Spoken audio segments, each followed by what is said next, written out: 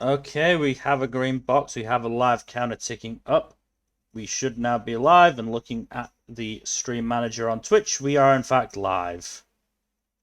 All right then. Hello there, everybody, and welcome to the Storytime Network's very own Paradox Hour, in which we discuss the most NB-bait, NB-protag anime of the season. I thought you were gonna go for one of the actually good isekais, but it's on me for assuming. You've been on this podcast with me long enough that you know what I'm about. As I said, it's on me for assuming. You know you what know what they they say say about about assuming. Yeah. Yeah, beat you to the punch. So yes, we're talking about that time I reincarnated as a slime, aka one of the proto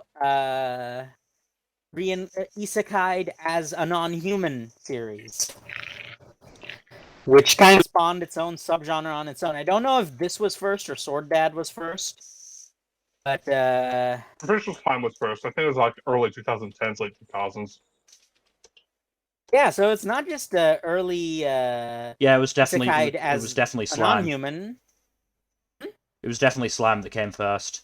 Slime's web novel was 2013. Reincarnated as a Sword was 2015 by the looks of things.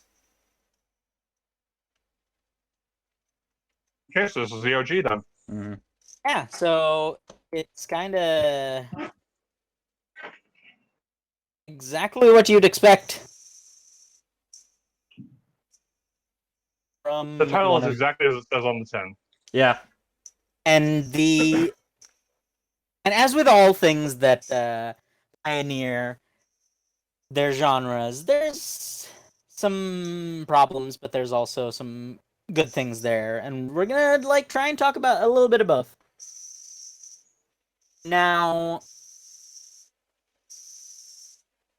shall we go over who is experienced with what part? So I'll go first. I am fully caught up on the anime, and I am a tad ahead on light novels. I think I'm on like volume 9 or 10 right now. So you're actually Light reading the novels. light And novels. yes, and the anime up till now covers up through volume 6 of light novels. I've only seen what's out on the anime. Same. I've seen everything anime-wise, though. Yeah. Fully caught up on the anime. Have not watched season 1 of the anime since it first aired fall 2018, winter 2019 though, so I Not just watched much. I just rewatched the entire anime from episode 1 over the past week. So that may help a little bit. May help here and there. I do have what I wrote about it back in my 2018 and 2019 recaps. The 2018 one is lacking compared to my output now, but it's there. Now, here's the thing. I have read the entirety of the web novel. I read it years ago, in fact, when the first season of the anime came out. And it's definitely an experience. Mm. Because I will say, translation is excellent. And by translation, I mean the fan scanlation translation. But it is excellent. That said, there's some very major differences from the light novel and subsequently the anime as well. However, there's not enough differences that I don't have a confident idea of where the story is going. Mm. Mm. I know that a few major characters got changed in minor and major ways. I think the biggest ones I've heard got changed were Shizu and Hinata. But Actually, I'm not sure how much Hinata was changed, but for I heard example, her personality got a drastic rewrite. really, Yeah, she she like was a in lot. the she's a lot more stoic and a lot more calm and collected in the light novel version compared to the web novel, where apparently she's a lot like. I don't know how she is in the web novel, but I've heard there's a substantial difference in her personality. Pretty. So okay, She starts as more of an outright villain sort of deal. She's also like kind of. Oh, I'm gonna have to take this. Sorry. Well, all right Okay, then. While Fuzzy is dealing with that, yeah, not had any experience with the any of the 3 source materials that we could pick from.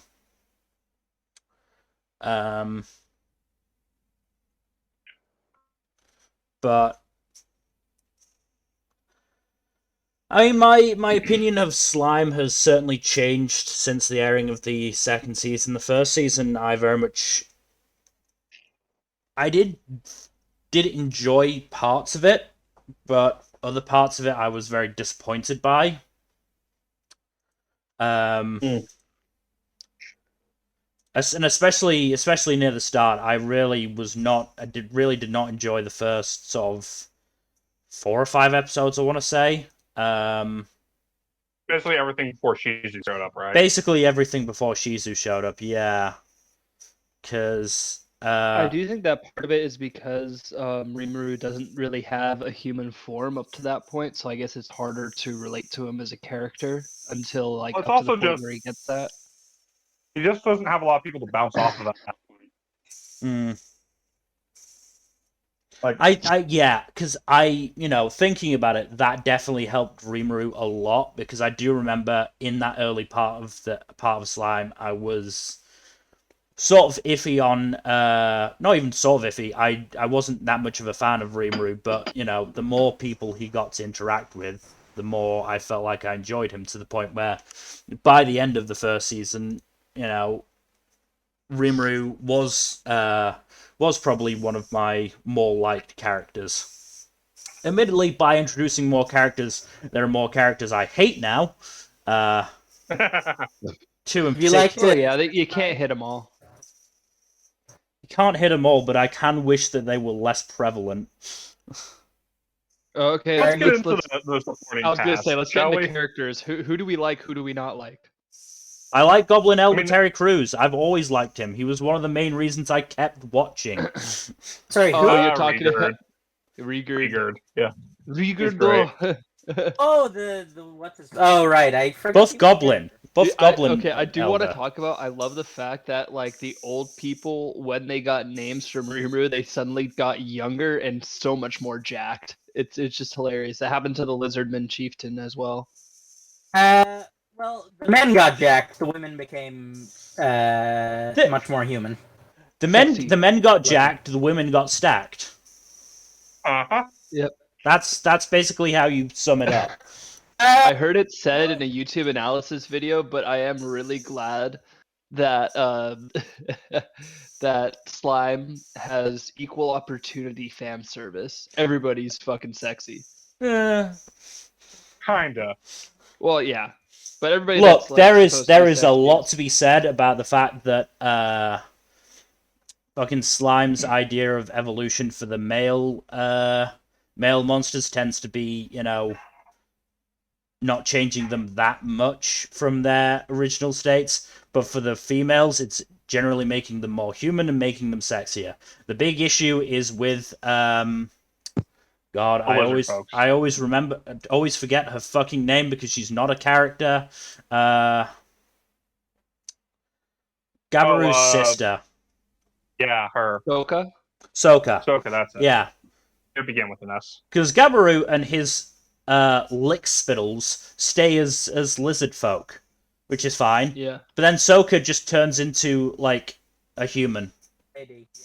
I think A they bland are planning human at on that. making that lore relevant because you do meet like other Dragonewts that are more human, but they're ones that are like half dragon, half human, rather than evolved from lizard folk.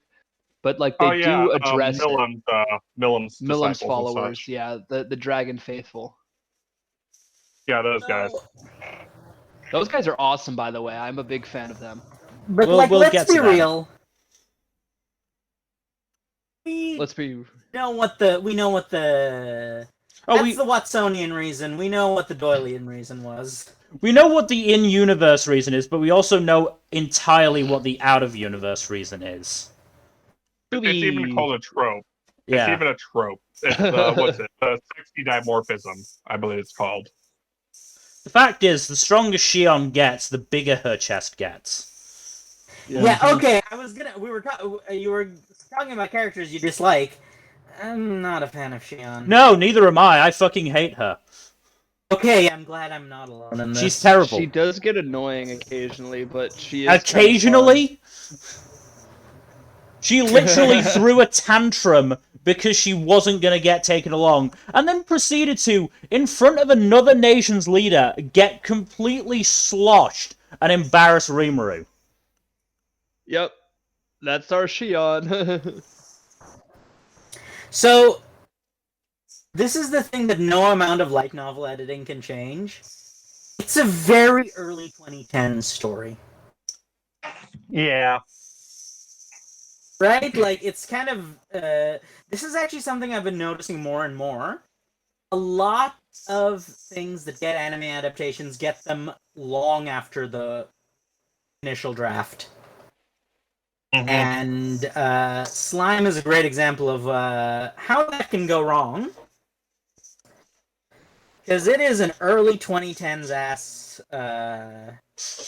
early 2010s story with all of the associated tropes, especially the bad ones. Hmm. And boy, are there a lot of those. Yeah. I will say, for its benefit, like, unlike a lot of other isekai stories, it doesn't have, like, the really annoying trope of the male lead is the only powerful character, and most of the female characters are some degree of useless. Thankfully, There is a good degree of equal opportunity power levels, and the two strongest characters in the setting are a female dragonoid and A a lowly, you mean? yes. Oh, and I've got gender fluid issues. demon.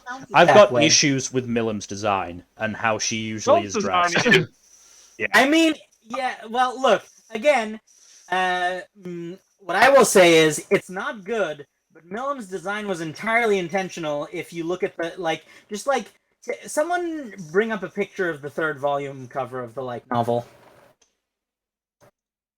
Oh god, I think I've already seen that. Yeah, hang on, let me find it. Yeah, put it in the Post it stream in the chat. Oh god, yeah, I have seen that. You've shown me that before. Oh. I'm not putting that up on screen. We're not putting them up on screen, but like, let me see, where is it? Oh, it's not even showing up on Google Images because they. Oh, that's a problem. I don't particularly want to fucking save it to my computer. No, that's fine. I'll send a Nah, send I'm a gonna send a link it. link to the fucking Google image search. Yeah, that's what I'm doing. Is it that bad? I just like Oh yeah. Why is she crotch first? Why because why Japan. why You do know they why. have Because You know why, Japan. You know why. Oh, yeah. That's weird. Why does that have to be her everyday outfit? That's something that Slime Diaries did so much better. Slime Diaries covered Millam up a lot more. Yeah. But officer, she's actually a 3,000-year-old dragon, though. I'm actually pretty sure she's one of the like. she's considered a kid in codifiers? terms of dragon terms and like dragon years or whatever. So I that still still think that makes it that even still worse. makes it bad. Like that's what I'm saying is that still makes it bad. Is like she's still a kid by her species standards. She's still like the second oldest of the demon lords, I think. I think only Yi is older. Third oldest. Oh yeah, Ramaris is also older. Yeah, Ramaris is also like I think Right, that, I like, forgot she was older. Yeah. I am Wait, she's pretty been sure introduced Ramaris already? is Yeah. so much more powerful than a lot of people give her credit for. My That like She even is, but- Rimuru gives her credit for. my dude, Ramaris was introduced at the end of season 1. Oh. Yeah, she's the one who helps save the kids. Yeah, you're no. Speaking of, remember, what do you guys think of Shizu's students? Mm. I didn't Specifically like them Chloe, at the 'cause, end like, of that could season be- 1. The OVAs made them better. The OVAs that I actually watched. I didn't watch all of them because, and I quote, one of them is called Hey Butts. Butts. That one's about butt sumo. Yeah. Okay, So as it turns out, the things that the light novel added were not necessarily all improvements. So here's the thing. The issue with Slime season 1 is that the pacing is horrific, for the most part. Yeah. So The start. So let me just say. Let me just put some things into perspective. So Slime season 1 adapts roughly 3.5, 4 light novels. Season 2 adapts about 2.5. Like it adapts like the latter third or so of volume 4 than volumes 5 and 6. Mm-hmm. So season 1 adapts like a whole ass light novel in addition to what season 2 did. Hmm. The pacing is a bit wonky. So yeah, so the start is too slow. The first, I would say, 5 episodes are just too slow. It's it's stuff that could have been done in I would say probably 3.5 episodes. I mean, maybe 3 at a push. It like it was what, like 3 whole months or something, 3 to 6 months were the first like 2 or 3 episodes. Well, here's the thing: the first episode happens entirely inside that cave where Veldora is trapped. I literally fell asleep during that episode. Yeah, it's understandable because it really is just like him figuring out exactly how the fuck to do things. I mean, story-wise, it makes sense, but from an entertainment standpoint, that episode could have wasn't. been entirely shortened. Yeah, but it was cool to see like the features of Great Sage and everything. See how that whole thing was gonna work. Because I think it really was like a sneak peek into like how Great Sage was gonna create a lot of the abilities that we end up seeing later. I feel like it would have been better. It was slow, but it was important. I feel like it would have been better served to do that via the curb stomping of the wolf pack than an episode's worth of Rimuru just bouncing around in his slime form, going, "Ooh, what's this? Oh, what's this? Ooh, I'm gonna absorb this." That's the fun part. It really wasn't, though. I will say, the issue here is not so much a slime issue as it is an industry issue. Yeah. Because, like, there is still no agreed upon method as to how to pace the beginning of an anime adaptation. If you want another great example of a series that failed miserably at this, Vinland Saga. That is exactly what was actually in my head.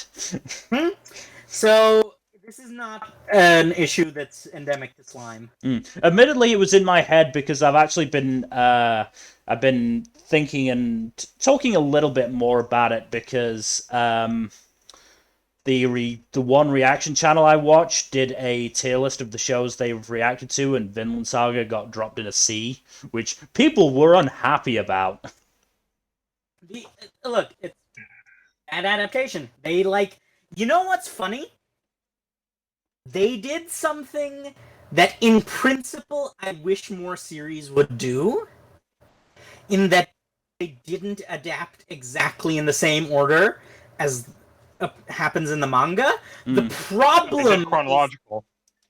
The problem is that it didn't work for that series. Whereas I think for something like Slime, that would have worked. I mean, it wasn't the only show that did that that year, because Did the Abandoned Sacred Beasts also messed with the ordering of events at the start to its detriment, frankly. Yeah, so I think that's why people series don't really do that. even though there's series that would probably be better if they did. Hmm. So it's one of those Yeah. things where you always have to like walk that line and just wonder whether it's going to work out or not. Hmm. Sometimes it does, sometimes it doesn't. But yeah, as I said, Yep. first 5 episodes, too slow. Shizu arc and Overlord arc, I think the pacing was just about right. It was maybe a little bit slow again, but it was overall okay. There were moments where it moved really quick because once the curb stomp started happening, it just started going really quick. But that's because curb stomp. Mm-hmm. Mm. Millimark again, probably decently paced compared to the rest of the season.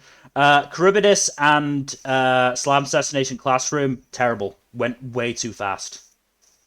I will say Charybdis had that problem in the manga and light novels and everything. It was just like Charybdis is a that problem was a arc. problem inherent to the arc. Charybdis is a problem arc altogether. Because That's funny. Mhm. Charybdis is an addition. It wasn't in the web novel at all. yeah, because it's an enemy that Rimuru is actually struggling with, which is the first time we've actually seen that the entire show. It actually caused some real damage, and then Milim just one shots it. So no, Charybdis was introduced entirely to be worfed by Milim. But that's the That issue. was- I think There was so much build up for that, and then Milim just one shots it. Well, the way I saw it is I thought it was a very good power scaling arc in the sense that you kind of get to see how powerful Milim is as compared to Rimuru at this moment. I feel like that she's had supposed already to been be leagues above established. him. Well, it's no, Already I gets mean, established by their introduction. Yeah, I feel like it was established when Rimuru started to try and fight Milim, and like I'm fairly sure Great Saber was like, no, this is terrible, this is a bad idea, don't do this is gonna go poorly. You will die. You will die. You will be crushed. It will not go well. You gonna die. Yeah, but yeah, Slime Assassination Classroom. It gave us 2.5 episodes to try and make us give a shit about the kids and care about the emotional ending that it gave us, and it just didn't work at all. yeah, I feel like that could have actually been turned into like an entire season of Slime. Honestly, that really I don't think like, it should have been instead turned of into doing, an like, Slime entire. Diaries, they could have even done that. No, It shouldn't have been turned like, into an entire season. What they should have done is they should have They realized. should have doubled the episode counts, Yeah. probably. Well, because here's the issue. We're fairly sure that 8-Bit didn't think they were going to get a second season. Yeah. So that's another issue is that, like, this is the thing about adaptations. There's a lot of issues inherent to the adaptation that are not inherent to... The source material. Not even the source... They're not inherent to any source material, really. Mm-hmm. Like, there's adaptation... Like, that... There's, like, definitely something to say about...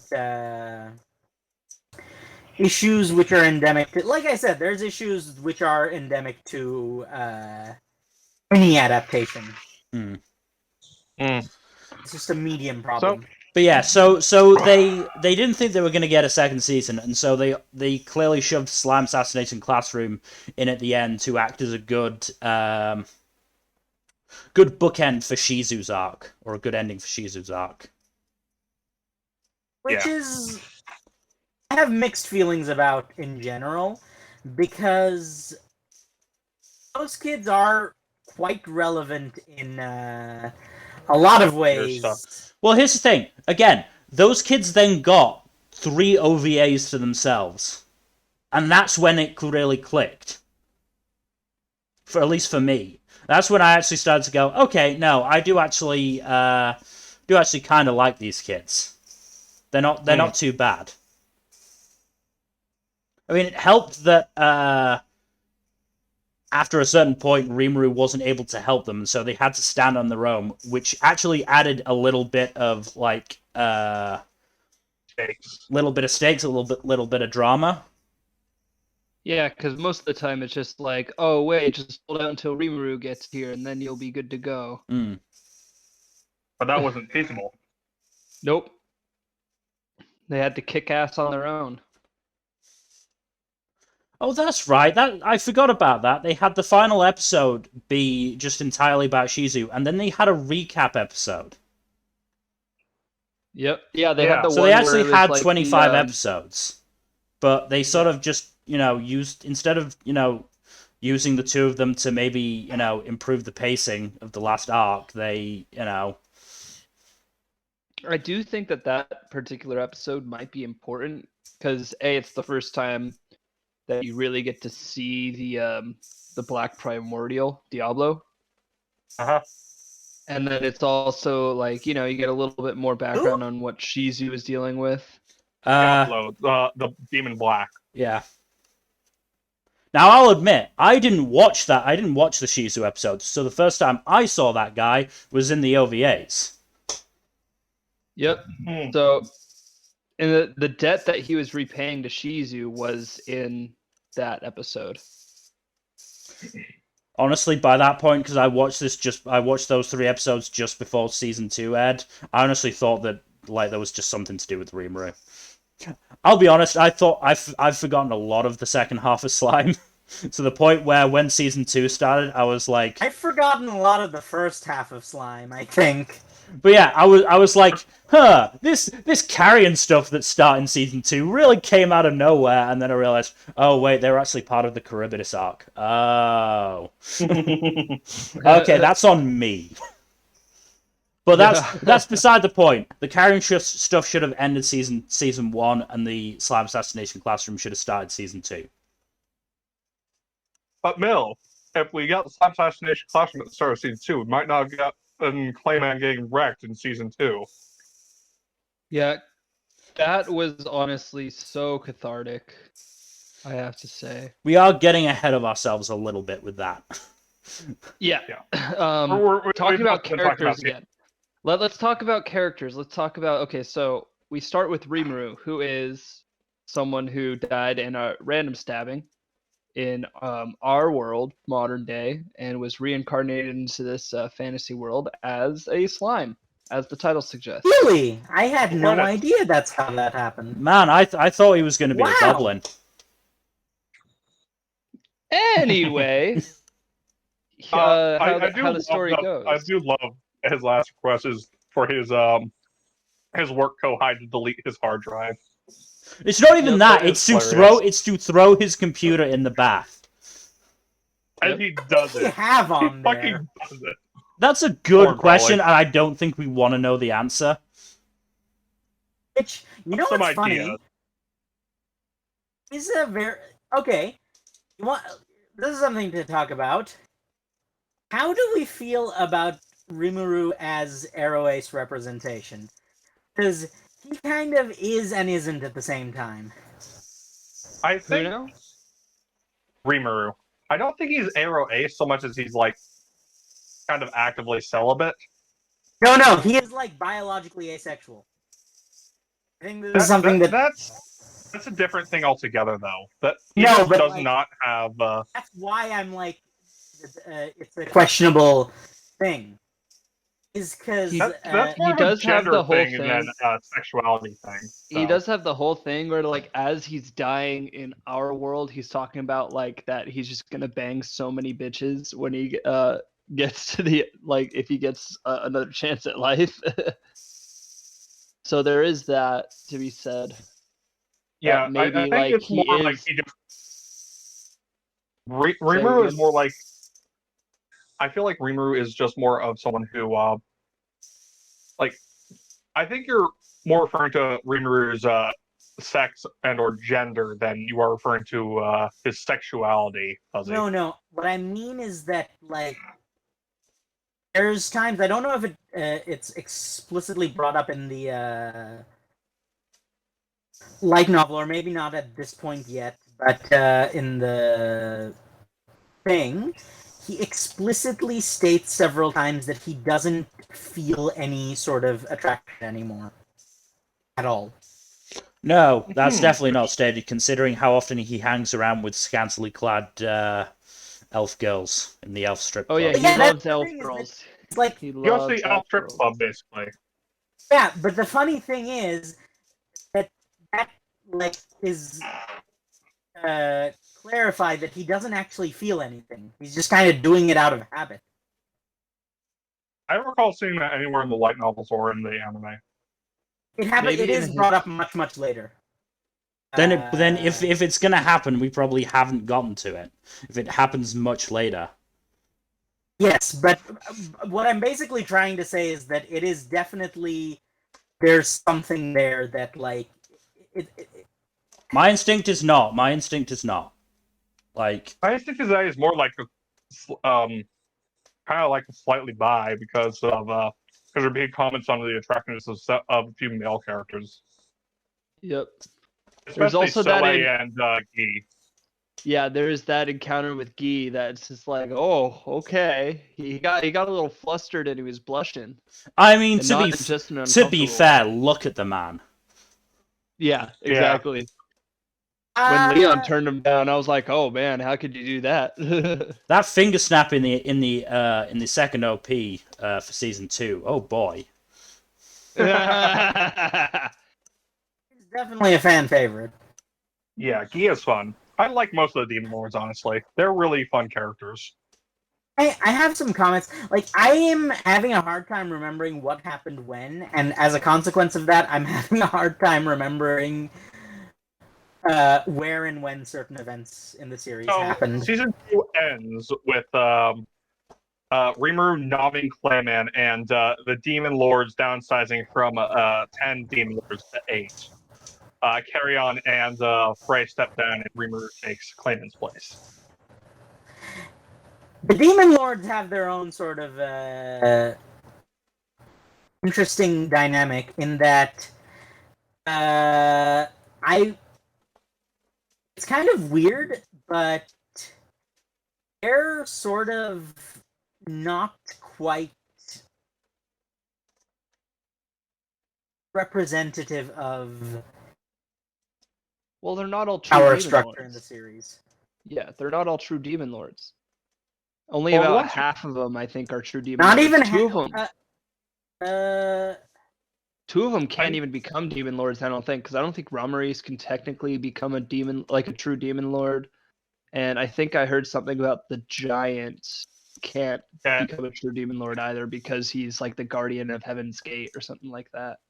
So I'm not even talking about in terms of calling them demon lords. I'm talking more in terms of Power levels, right? power levels, yeah. And I'm Yeah. pretty sure I can think of 4 of them off the top of my head, excluding Rimuru, who actually scale at all. So what I know is that Milam and Guy are at the top of the food chain in terms of power levels, for sure. Ramirez is also there, but with a caveat. Actually, I think she's explained her caveat. She has that whole life, death, reincarnate, yeah, when she reincarnates, she doesn't have like her full power. Full power, yeah. I don't even know if she'd have her full power at all at this point. Yeah, she reincarnated fairly recently. She got reborn fairly recently. Yeah. But I think she has. It's less about her power, just flat power, more about her influence and her significance. No, I mean, like, she's like, you can't underestimate her raw power either. But when she's actually at full power, but like, she's basically in terms of raw power. So yeah, in terms of influence, she doesn't change much. But in terms of raw power, she is currently at her lowest point. Yeah, she's usually a lot more powerful, which is why Rimuru sees her as a small fry. But like, even Guy kind of like gives her a certain level of respect. He still teases her. Don't get me wrong, but like you can definitely tell he like actually like listens to what she's saying rather than just dismissing her. I believe he's also canonically bi, so there's that. Oh, he is very canonically bi. Oh, 100%. Like he has been hitting on Leon. Yeah. Also, that being said, wait.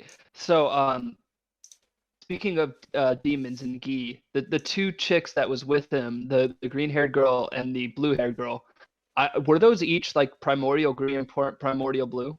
Like, were they both the? Okay, I thought so.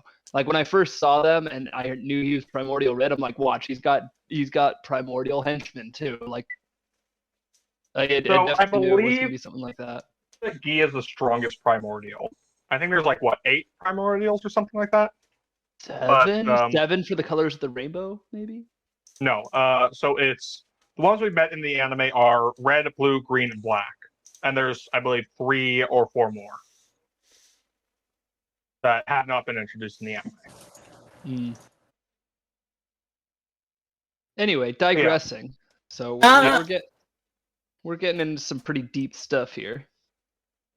Yeah, so on a character level, I think Slime does better than most in terms of allowing its ensemble cast to actually get screen time. Oh yeah, its ensemble definitely gets to do a lot. I mean, Yeah. you just have to look at the end of season 2 when, you know, yes, Rimuru got the overall victory, but Shion and Ranga got to do a lot at Walpurgis, and then Shuna, Benimaru, Soe, Benimaru, other. I love that. I love that it's like all the ogres getting to showcase their stuff over the course of that arc. In the anime and light novel, are Soe's powers still horny? Oh, he has a string powers, you mean, right? No, I mean what he does with his string powers. Is it still as horny as it is in the web novel? Probably. I do not know. What does that mean? Don't worry about it. It's not relevant to the anime. Oh, so, well, for context, in the web novels, he uses the strings to stimulate nerve endings. No. He just... I'm fairly sure. And, of course, he doesn't choose the pain nerve endings. Yeah. Because why would you? I'm fairly He chooses the opposite nerve endings. I'm fairly sure he just ties them up then. Yeah, and then actually, like, that leads to him getting a stalker lady. After he... Yeah, no. Yeah. It is exactly as... That is yikes not as it sounds. happened in the anime. Well, actually, hang on. Did it... No. No. Who has... what was the final battle? In the final battle in season the 2? anime was versus Clayman. Has Hinata been introduced yet? Hinata's been introduced, but the arc focusing on her has not happened in the anime yet. Okay, so that might... Look, there's still time then. Yeah. Because I believe one of Hinata's subordinates gets...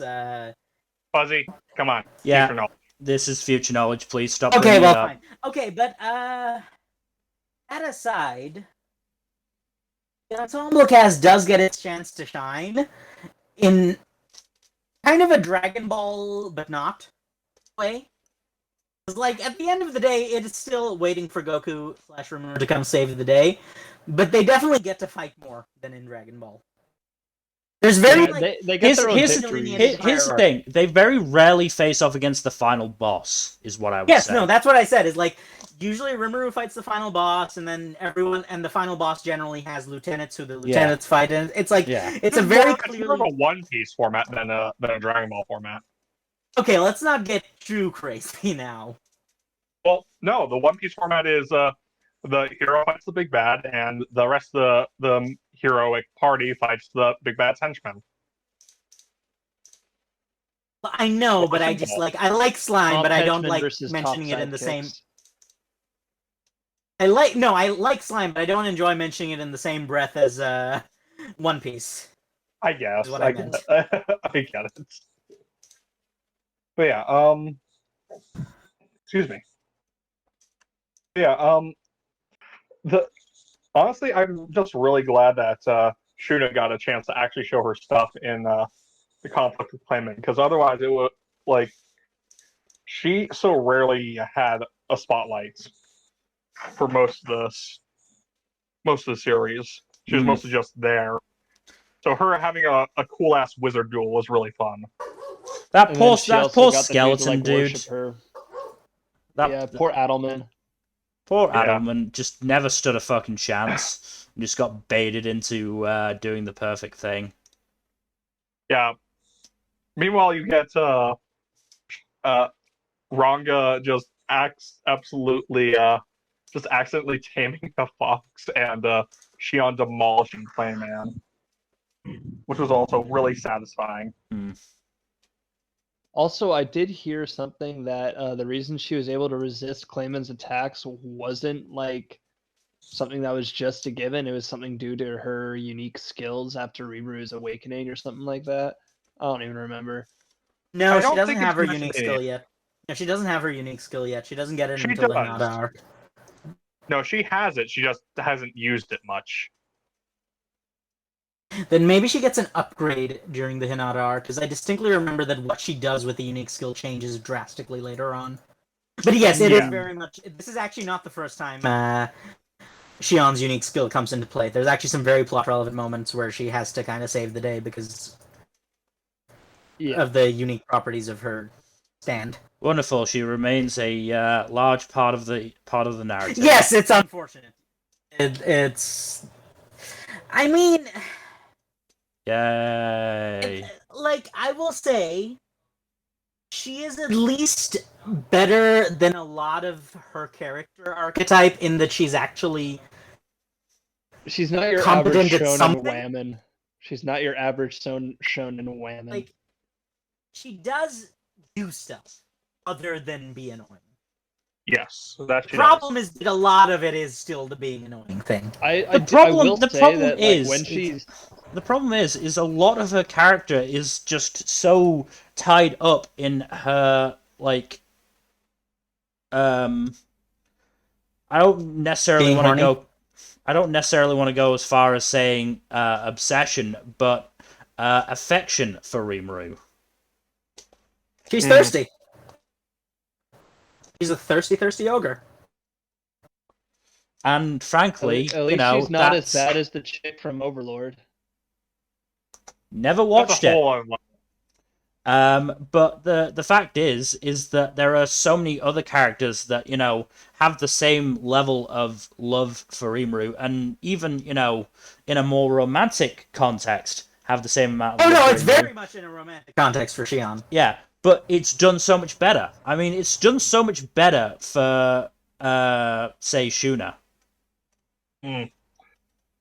Like you still know that she wants to fucking get with Rimuru, Yes. but she has she still has her own fucking character beyond that. But like Shion also has that thing where she makes the early 2010s dark matter when she cooks. Oh yeah. Shion's Like I character. said, Shion's character is bad cooking, love for Rimuru, gigantic chest. I will admit that the gigantic chest really doesn't help my impression of her. yeah, they are way too large. Yes. Because I don't like any show where I do have to cover up portions of the screen. After a certain point, it's just grotesque. I don't really mind Shion too much as a character, but yeah, I do feel like she is kind of just like a bit one note for a good chunk for most of the. No, for the entire series. For the entire Yeah. series, her thing, she has 3 character traits. Literally, you can write them down like with bullet points, and that's all she is. She's a list of bullet points: fighting, bad cooking, the horniness. Here's the thing: when she was killed, I sort of hoped she wouldn't come back. Wait, that happened? Yeah. Already? Yeah. Yeah, that happens in Volume 5. Do you want me to go over the fucking plot summary, Fuzzy? So you know what we're talking about. I know what you were talking about. I think I'm just. Do you want me to go over the timeline then? No. I got Walpurgis and the Hinata arc mixed. Yeah, well, Walpurgis happens after Shion gets killed by because of Clayman fucking around. Yeah, okay. I remember now. I will be right back. You guys talk amongst yourselves. Sorry, I got some stuff. But yeah, like I genuinely sort of hoped that she wouldn't come back, even though I knew it was inevitable that she would. And she has probably taken top ranking for my least liked like non-villain character. Because obviously, we're supposed to dislike the villains. That's a given. And Slime has some really good hate sings. Yeah. I do see You know what? Shion Let's talk about the villains after we're done with this digression.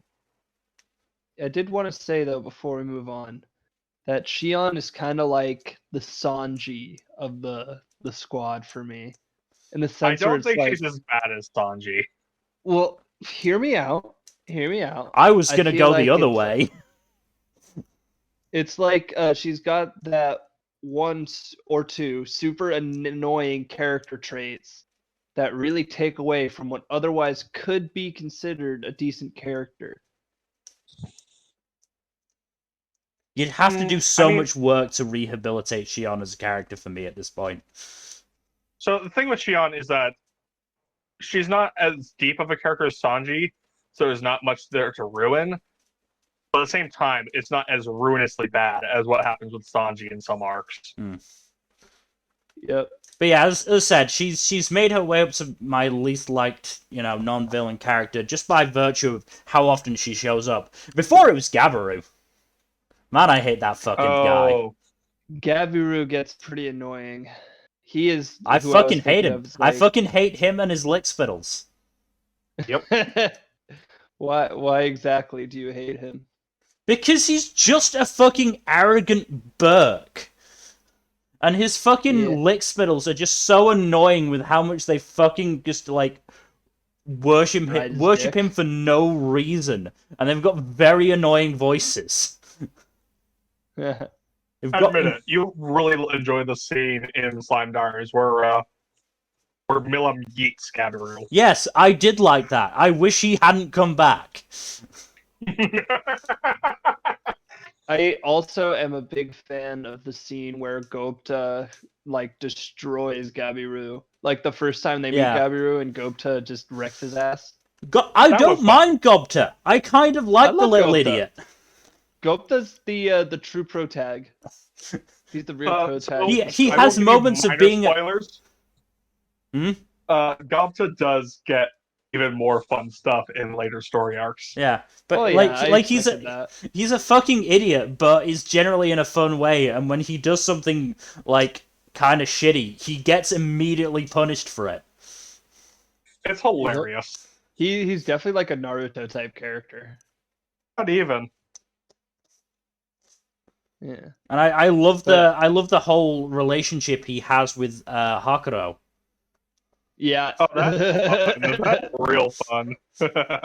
Constantly Hakuro trying to is one of my favorite slack off. characters, I Yeah. think. Oh, Hakuro is great. I love Hakuro, and I'm so glad he got his own back on That one fucking asshole, shitty the Otherworlder. Overlord. I mean, shitty Otherworlder is not specific enough because most of them were pretty shitty, but They were, yeah, all three of them were pretty shitty in terms of those particular three.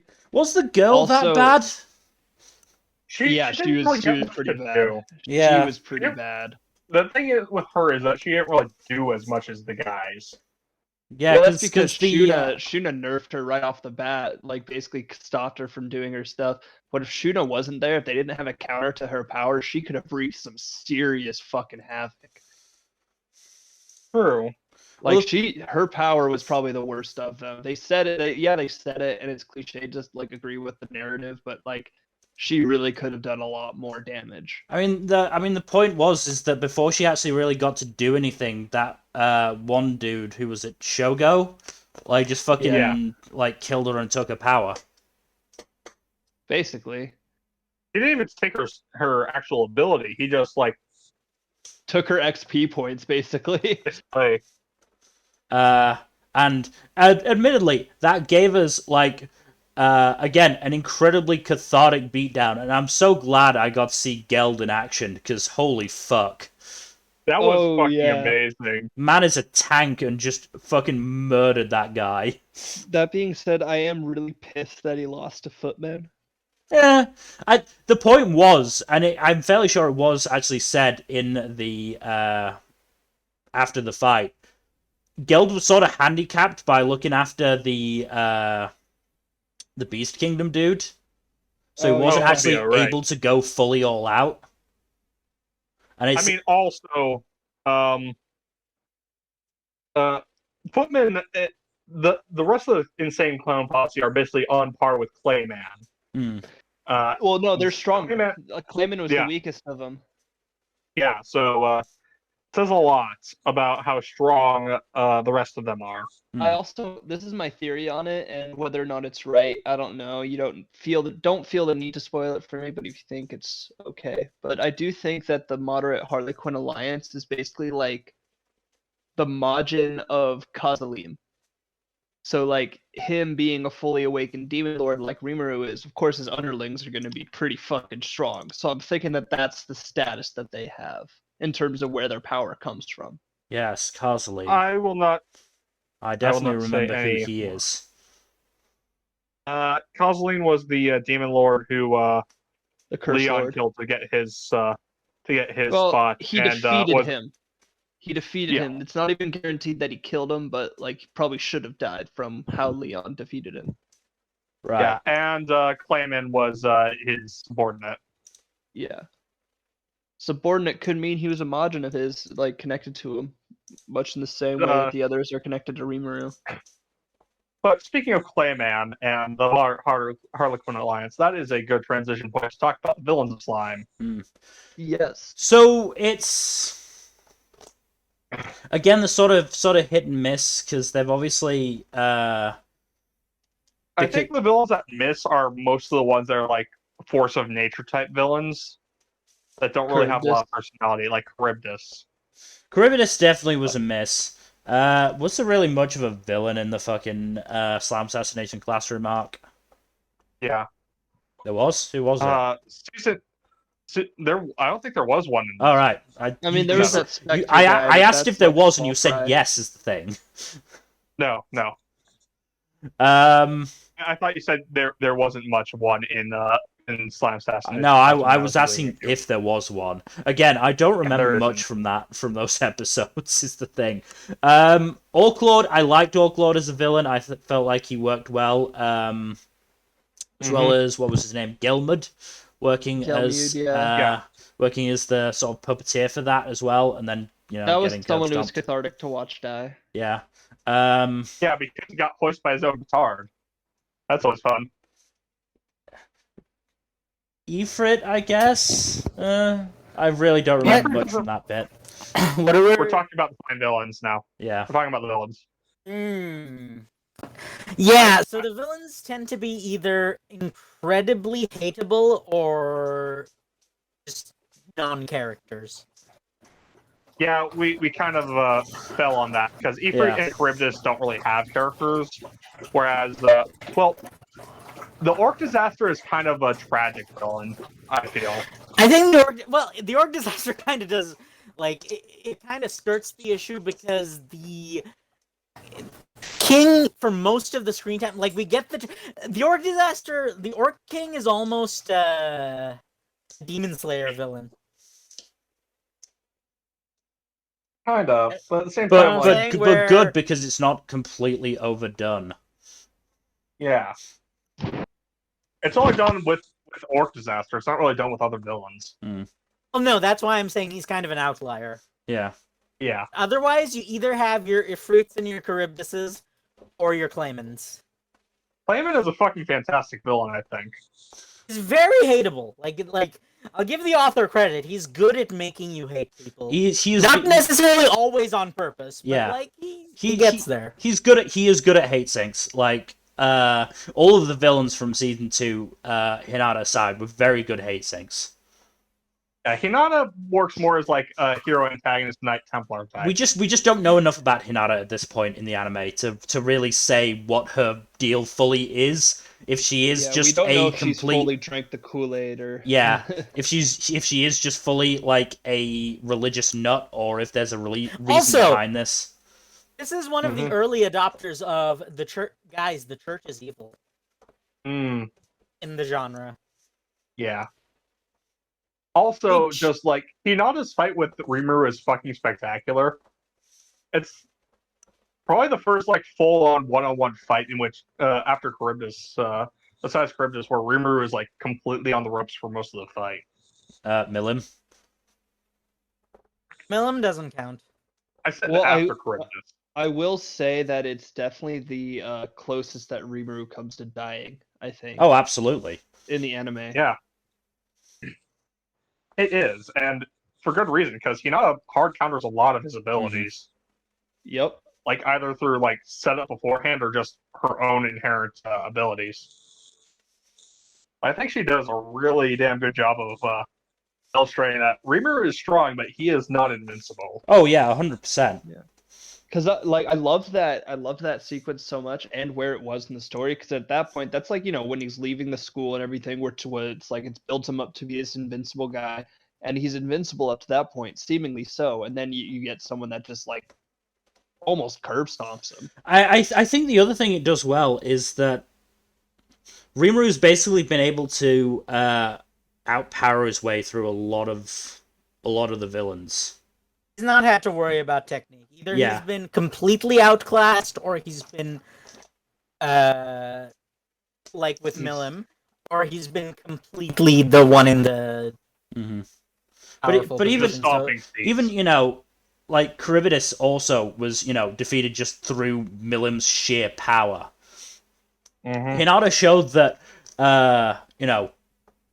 exceptional technique can easily like dwarf power, assuming there's not that much of a gap, or not too much of a gap. Because I feel like she'd still probably struggle against World Destroyer Milim. Yeah. No, she would still get curb stomped by Milim. Yeah, Most characters in the series would get curb stomped. I mean that is the point. Like probably good 95% of the characters would get completely curb stomped, as shown by her complete destruction of Carrion at the end of the first part of season 2, if I remember correctly. Towards the tail end of that bit, I believe. Yeah. Like you get this whole bit building up, like only Carrion has a chance of stopping her. It's like, lol, no. Also, her fans. Her fight against Veldora was also just amazing for so many reasons. Oh, that was probably God. one of That my was a favorite fight. fight sequences. Fucking Kamehameha and Hadouken references. I do want to talk a little bit about Veldora, because he's another character. Like when I saw him in the opening couple episodes, really didn't like him. Like I was very much in the minority on that one. I wasn't that much of a fan of him, but since he's come back in his human form, I have felt better about him.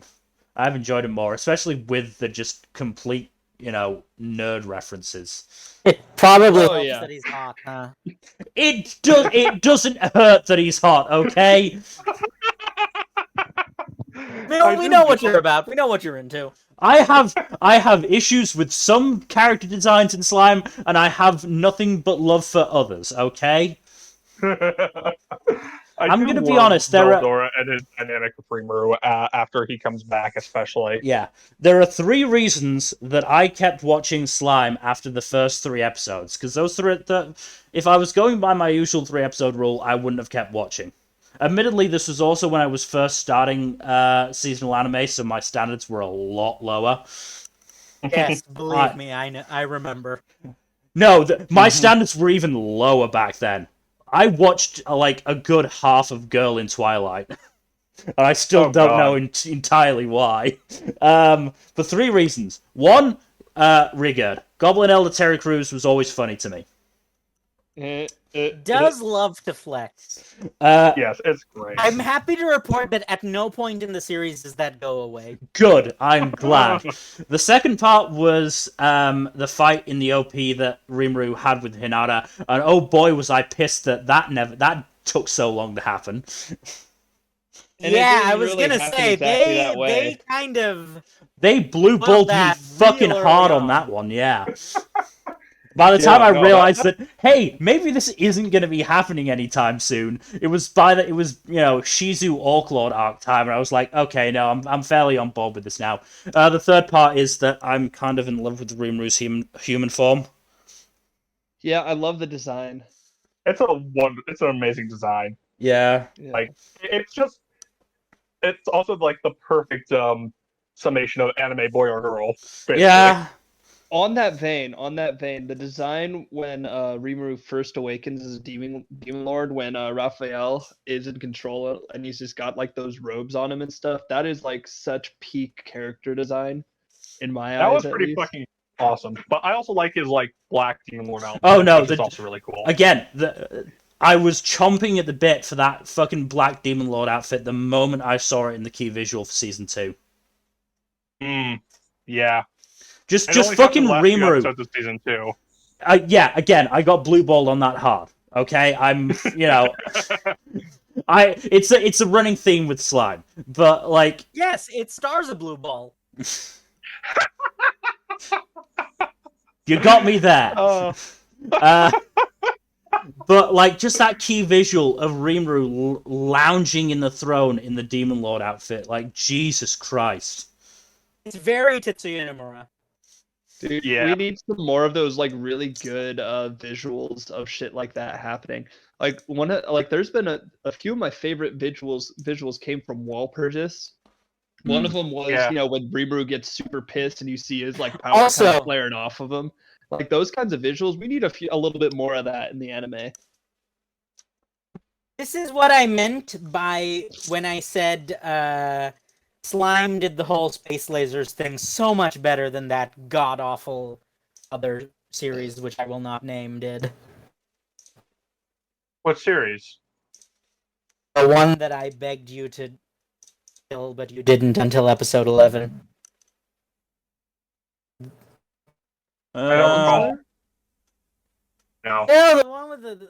I forget its name. It's Which season was it? Which season was it?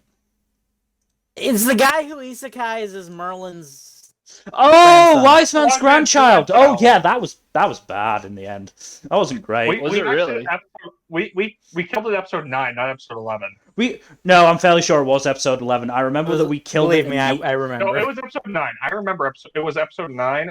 We killed it right after the main couple got together. It was like, okay, so they didn't wait until the very fucking end of the show to get. Are you sure that wasn't episode 11? It was episode 11. I remember. It was very 9. distinctly. I recall. It was episode 9. Are you 100% certain? Because I don't think you're right. I've heard of it, and I've heard pretty good things about it. Are you saying it's not good? No, it's boring. It's mediocre. It's boring as sin. Like they don't do anything special with the That's not what you overpowered. said during the season, which is what really got me. No, I disagree. I 100% was saying that. I was just sticking around for the relationship, damn it. Yes. Sure. It's like people who Oh, no, you were porn for the plot. You were right, Jack. It was episode 9. Okay, it was episode 9. Yeah. Sorry, it's been 2 years, and I didn't care much about it anyway. Yeah, you guys were all like hyping up the space lasers in that show, and I was like, No, I "They did really better." wasn't. I really wasn't, Fuzzy. I guarantee you I speaking of wasn't. Space lasers. How about that orbital strike? That's what we were talking about. World's Finest Assassin.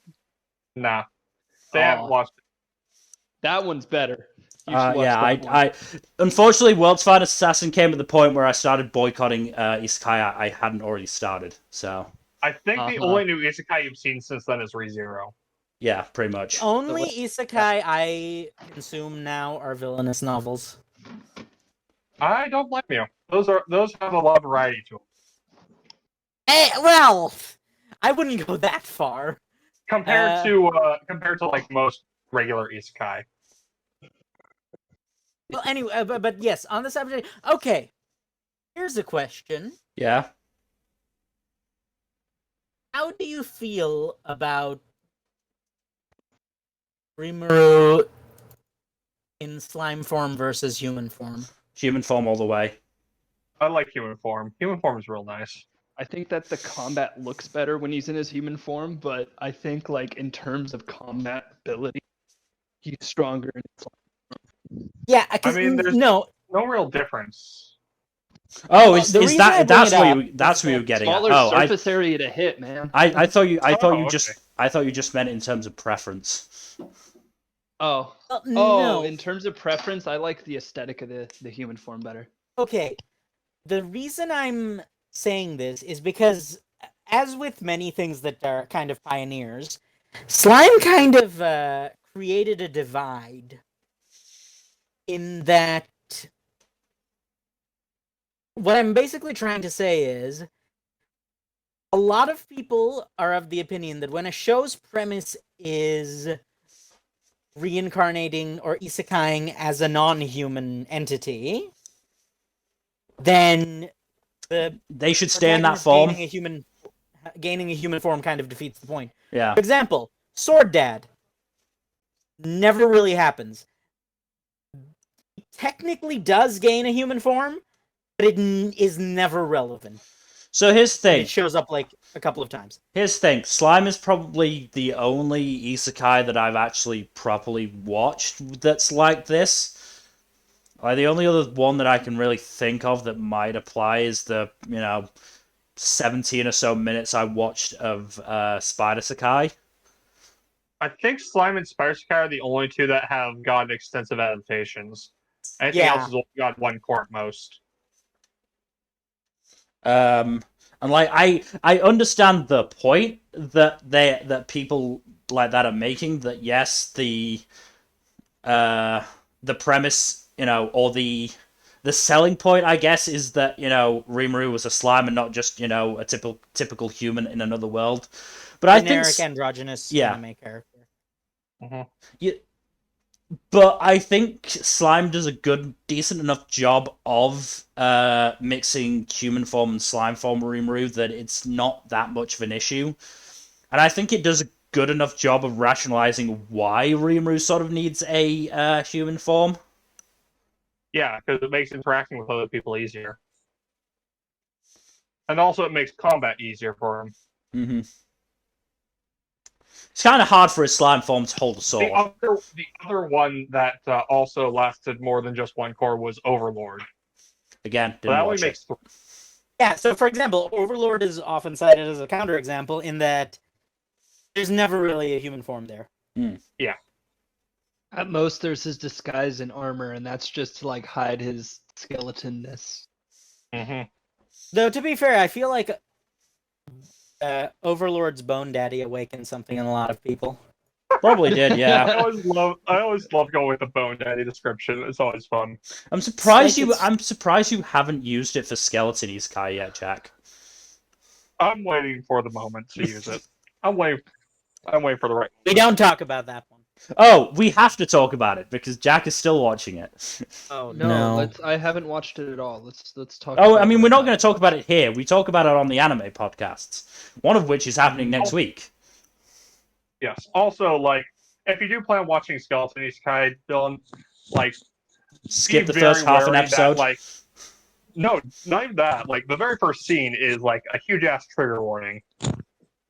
As it like Goblin Slayer trigger Yes. warning? Yes. Yes, precisely. Ah. Very first scene, right out the fucking gate. With zero plot relevance. Yes. Completely unnecessary. Also, Completely reminder gratuitous. that I had the misfortune of talking to somebody who, when mentioned Goblin Slayer, said, "Oh, I wish the show had been more like that first scene." Yeah, Wow. those people are insane. Yeah. I much prefer it to when it shifted to the whole D&D party dynamic. That's much more fun. We're not talking about Goblin Slayer. We are still on Slime. Yes. We will never Yes, we probably don't- have a this podcast is- about We Goblin don't Slayer. slay goblins here. No, No, you fuck 'em. Yes. Well, all I mean, all the goblins. Let's be fair. Let's be fair. A lot of the goblins in Slime Sky are kind of attractive. Not all of them. A lot of them. Especially, Goblin I would ladies say have the- boobies. I would say the only ones that don't get that up jump in like attractiveness is Gobta's gang. yeah, they're Yeah. they're literally there to be the comic relief characters are the only ones that don't They're get that ugly treatment. gang. I mean, I still love Gobta. Gobta is hilarious, and he I gets still even love better Gobta. light What do you mean novels. used Gobba- to? No, I still like Gobta. Gobata is like, what if you made a Mineta that's not hateable? Yeah. Yes. Gobta He's is like- Mineta without the worst quality Yes. of Mineta. Basically, Gobata is what that character archetype should be, Mm. and instead, what people tend to default to is Mineta. He's like Moomin Rider. Don't not- sully Moomin Rider by Mineta associating is not with... even like a comic relief character. He's one of the most like relatable and likable characters in the series. Well, the point is he's not like fucking super strong like the rest of them, but he's more of a hero than most of them. Mhm. Yeah. He's got that good heart. Like honestly, one of my favorite scenes with Gobta, besides him kicking Gabiru's ass, let's be honest, that's always gonna be top tier. But one of my favorite Just wish he scenes could with have him is, finished the like, job. Just wish he could have finished the job. Yes. I will say though that one of my favorite scenes with him is kind of how he tries to diffuse the situation with the other worlders when they're trying to incite stuff, and like he like diffuses the situation with Gobzo and everything. Mm. That was when I was like, dude, this guy's got a good head on his shoulders. He's just trying to like Yeah, that's do kind his of best. the interesting thing is like the it's really bad when the comic relief character has more depth than Shion. Yeah. Yep. Also, At that point, Shion was just like big hammer that was gonna smash into the How villain. do y'all feel about the hot demon butler, by the way? do you want to Oh, repeat that? You sort of Diablo? tailed off. Diablo. Diablo. He's talking about the hot demon butler, I believe he was trying to say. Yes. I mean, we haven't really gotten much of him in the anime. From an aesthetic I can- point of view. I mean, from an aesthetic point of view, yeah, he's pretty hot.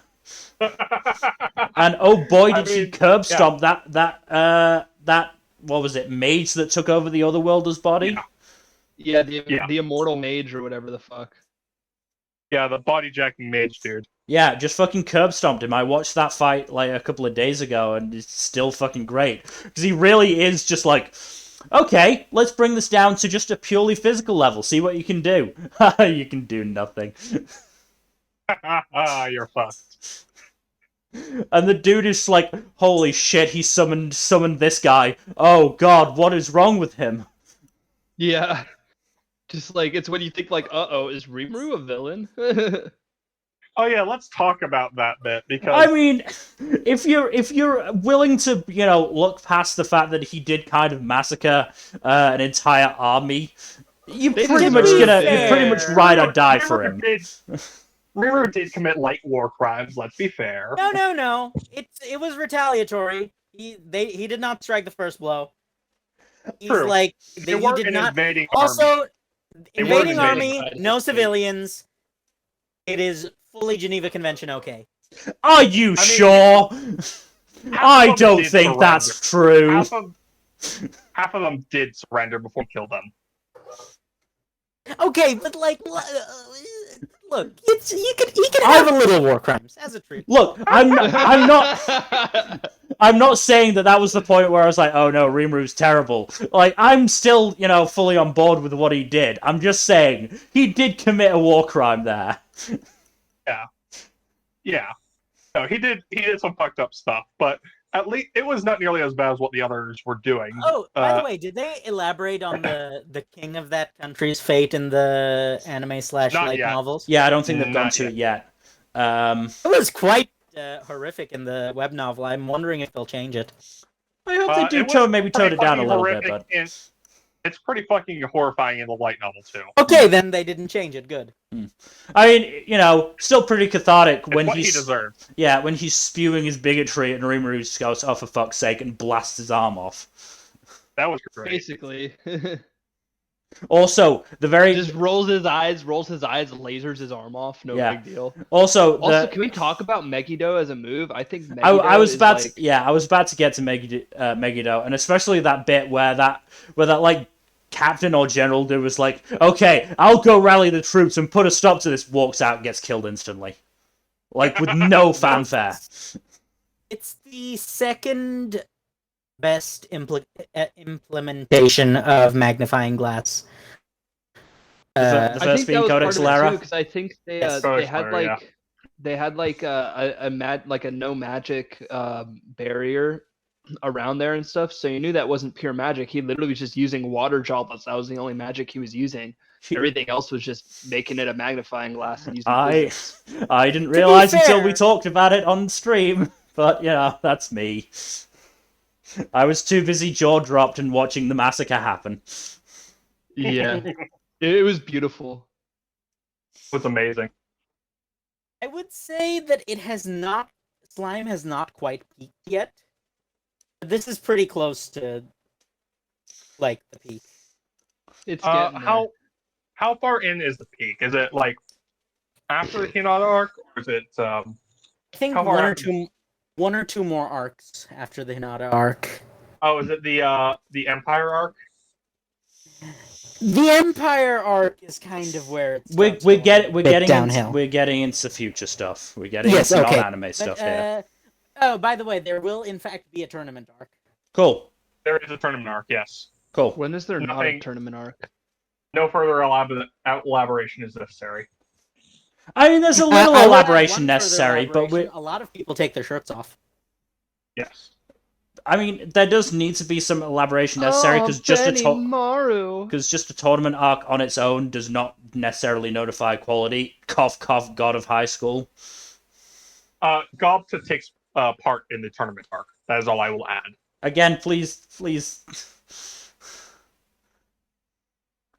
What's wrong with God of High School? The anime was it- terrible The because pacing was abysmal in the anime. Well, that's because they tried to do a 500 they tried to adapt 300 chapters into 12 episodes. It was 100 chapters or so, and they tried to cram it into 12 episodes. don't care. Don't care. Dropped it at episode 5. It was for me. It was just an advertisement for how good the Jujutsu Kaisen anime was going to be Yes. in terms of animation quality because it was the same team. Same team. Anyway, studio. back to slime time. Yeah. The magic Can we system talk in general about- is pretty fun, but Yeah, I was gonna say talk about the magic system because Rimuru has not 1, not 2, but fucking 4 ultimate skills by the point where you're current in the anime, which I feel like has to be like there's got to be only like maybe 1 or 2 other characters with that level of power. So it actually sidesteps that. The reason I say that is because as it scales, and I think this has been alluded to so far, scaling tends to favor quality over quantity. Guy and Milim, and even Ramirez, they've got 1 each, and they're at the top of the power chain. They're at the top of the food chain, and they've got. Part of me thinks Guy has to have more than just 1 ultimate skill. Well, no, it's more that as you get more powerful, 1 skill just does more. Yeah. Yeah. Which makes me okay. Also, think about this: Guy is thousands, tens of thousands of years old. Milim is tens of thousands of years old, thousands of years old, whatever. And Rimuru is 2. That's kind of insane. Rimuru has only been around in the world for a couple of years. Just speed running, fucking most powerful being in the universe. But yeah, I'm not going to comment on this because I have future knowledge that is a big spoiler. Yeah, please don't. But yeah, he's been around for 2 years, and his previous life was just as an office worker. It was in his 30s, I believe, when he was 38. he died. Yeah. 38-year-old virgin. Rip. So now Not Rimuru quite is a 40. 40-year-old version. Ah, I wonder if that was part of the point. I mean, to be fair, he did have Shizu inside of him. Oh my. And Veldora. Oh my. Damn it, the guy. I mean, are we counting Vor? I'd rather we not. Yeah, so let's so yes, 40-year-old virgin. if I'd we're not rather counting Vor. not talk about the Vor aspects of Slime Sky in that context. Yeah. Yeah. Now Rimuru is hacks, especially to the point where he doesn't even have to try against Clayman, even after Clayman just roids out. I mean, here's the thing, Clayman, overall, in terms of the context of, the characters around him at that point, really wasn't that strong. Oh yeah, no. Clayman was one of the weakest demon lords. I mean, in terms of the general context of the setting, yeah, he was probably pretty strong, but in terms of, even just the strongest folk in Tempest, he wasn't that strong. And his power came from his ability to pull strings, really. Yeah, so Clayman was very much not a fighter. Mm. That man was more of a chess master type. He's a Yeah. schemer, yeah. Which He's which also which one is of the members of the Demon Lords that was not a true Demon Lord. Yeah. That's most of them, honestly. I like, think the only hold two on, that are hold on. actual. So, if I recall correctly, the ones that aren't Demon Lords are Leon, Giant Dude, Frey, Carrion, and Clayman. Ramaris The ones I know as for sure. well. No, yeah, Ramaris also isn't a Greenhead true as Demon well. Lord. Oh, Dino isn't a true Demon Lord No. either? I don't think Dino is so. actually He's a fallen angel, right? yes. Yeah, he's one of the other ones that can't become a true Demon Lord. Dino and the Giant are kind of same general species. Well, actually, it wouldn't be too wrong to call them the same general species. so the only ones that are true demon lords are Milim, Gi, Luminous Valentine, and Rimuru. Yep. Correct. 4 out of 8 isn't bad. Like I said. It used to be 3 out of 10. Yeah. So context. See? And like when I kind of discovered that fact is when I was like, oh shit, Rimuru's actually really fucking powerful. Well, no, and here's the You thing. don't have to be a true Demon Lord to be extremely powerful. Yeah. That's true. Because Leon is probably on par with Rimuru, even though he never even came close to ascending to a true Demon Lord. Yeah. No, it's Leon- actually more likely to. It's better to say like who has a unique skill, like who is at the level that they have a unique skill. Leon does. Yes, he does. And okay, if you want me to rank them based on what they've shown so far, the power scaling is Gi, Milim, Leon, Rimuru, and then the rest. I'm not including Dino and the Giant because they haven't actually shown their power level yet. Yeah, they haven't. They've just sort of. Oh wait, sat no, there and- Ramaris is stronger than Leon at her peak. Yeah. I also don't think think that- Luminous has shown her power at all either. Yeah. In the Not anime. really. They do mention that the Giant is about on par with Veldora in his prime. Yes, they did mention that that Dagruel did enjoy fights with Veldora. Yeah, and there was never a true winner. Remember though, Veldora is the weakest true dragon. Oh, and the strongest what? one just Actually- chills out with Gi. Yeah. I forgot her name. Began with a V. I Vel believe. something. Yeah. They all They start all with have Vel. V names. Yeah. No, they explicitly start with Vel, not even V. Yeah. Vel. Mm. But no. I You think know it was what's Velgrat funny though? something.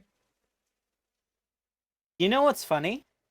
Yeah. Do you know what Veldora is in What? universe? He is What? literally the buggy of the series. Oh my god. Oh, Velzard. Velzard, right. Because Veldora, in terms of potential, is theoretically the second most powerful being in the entire in history. Really? Yes, Wait, who's the first?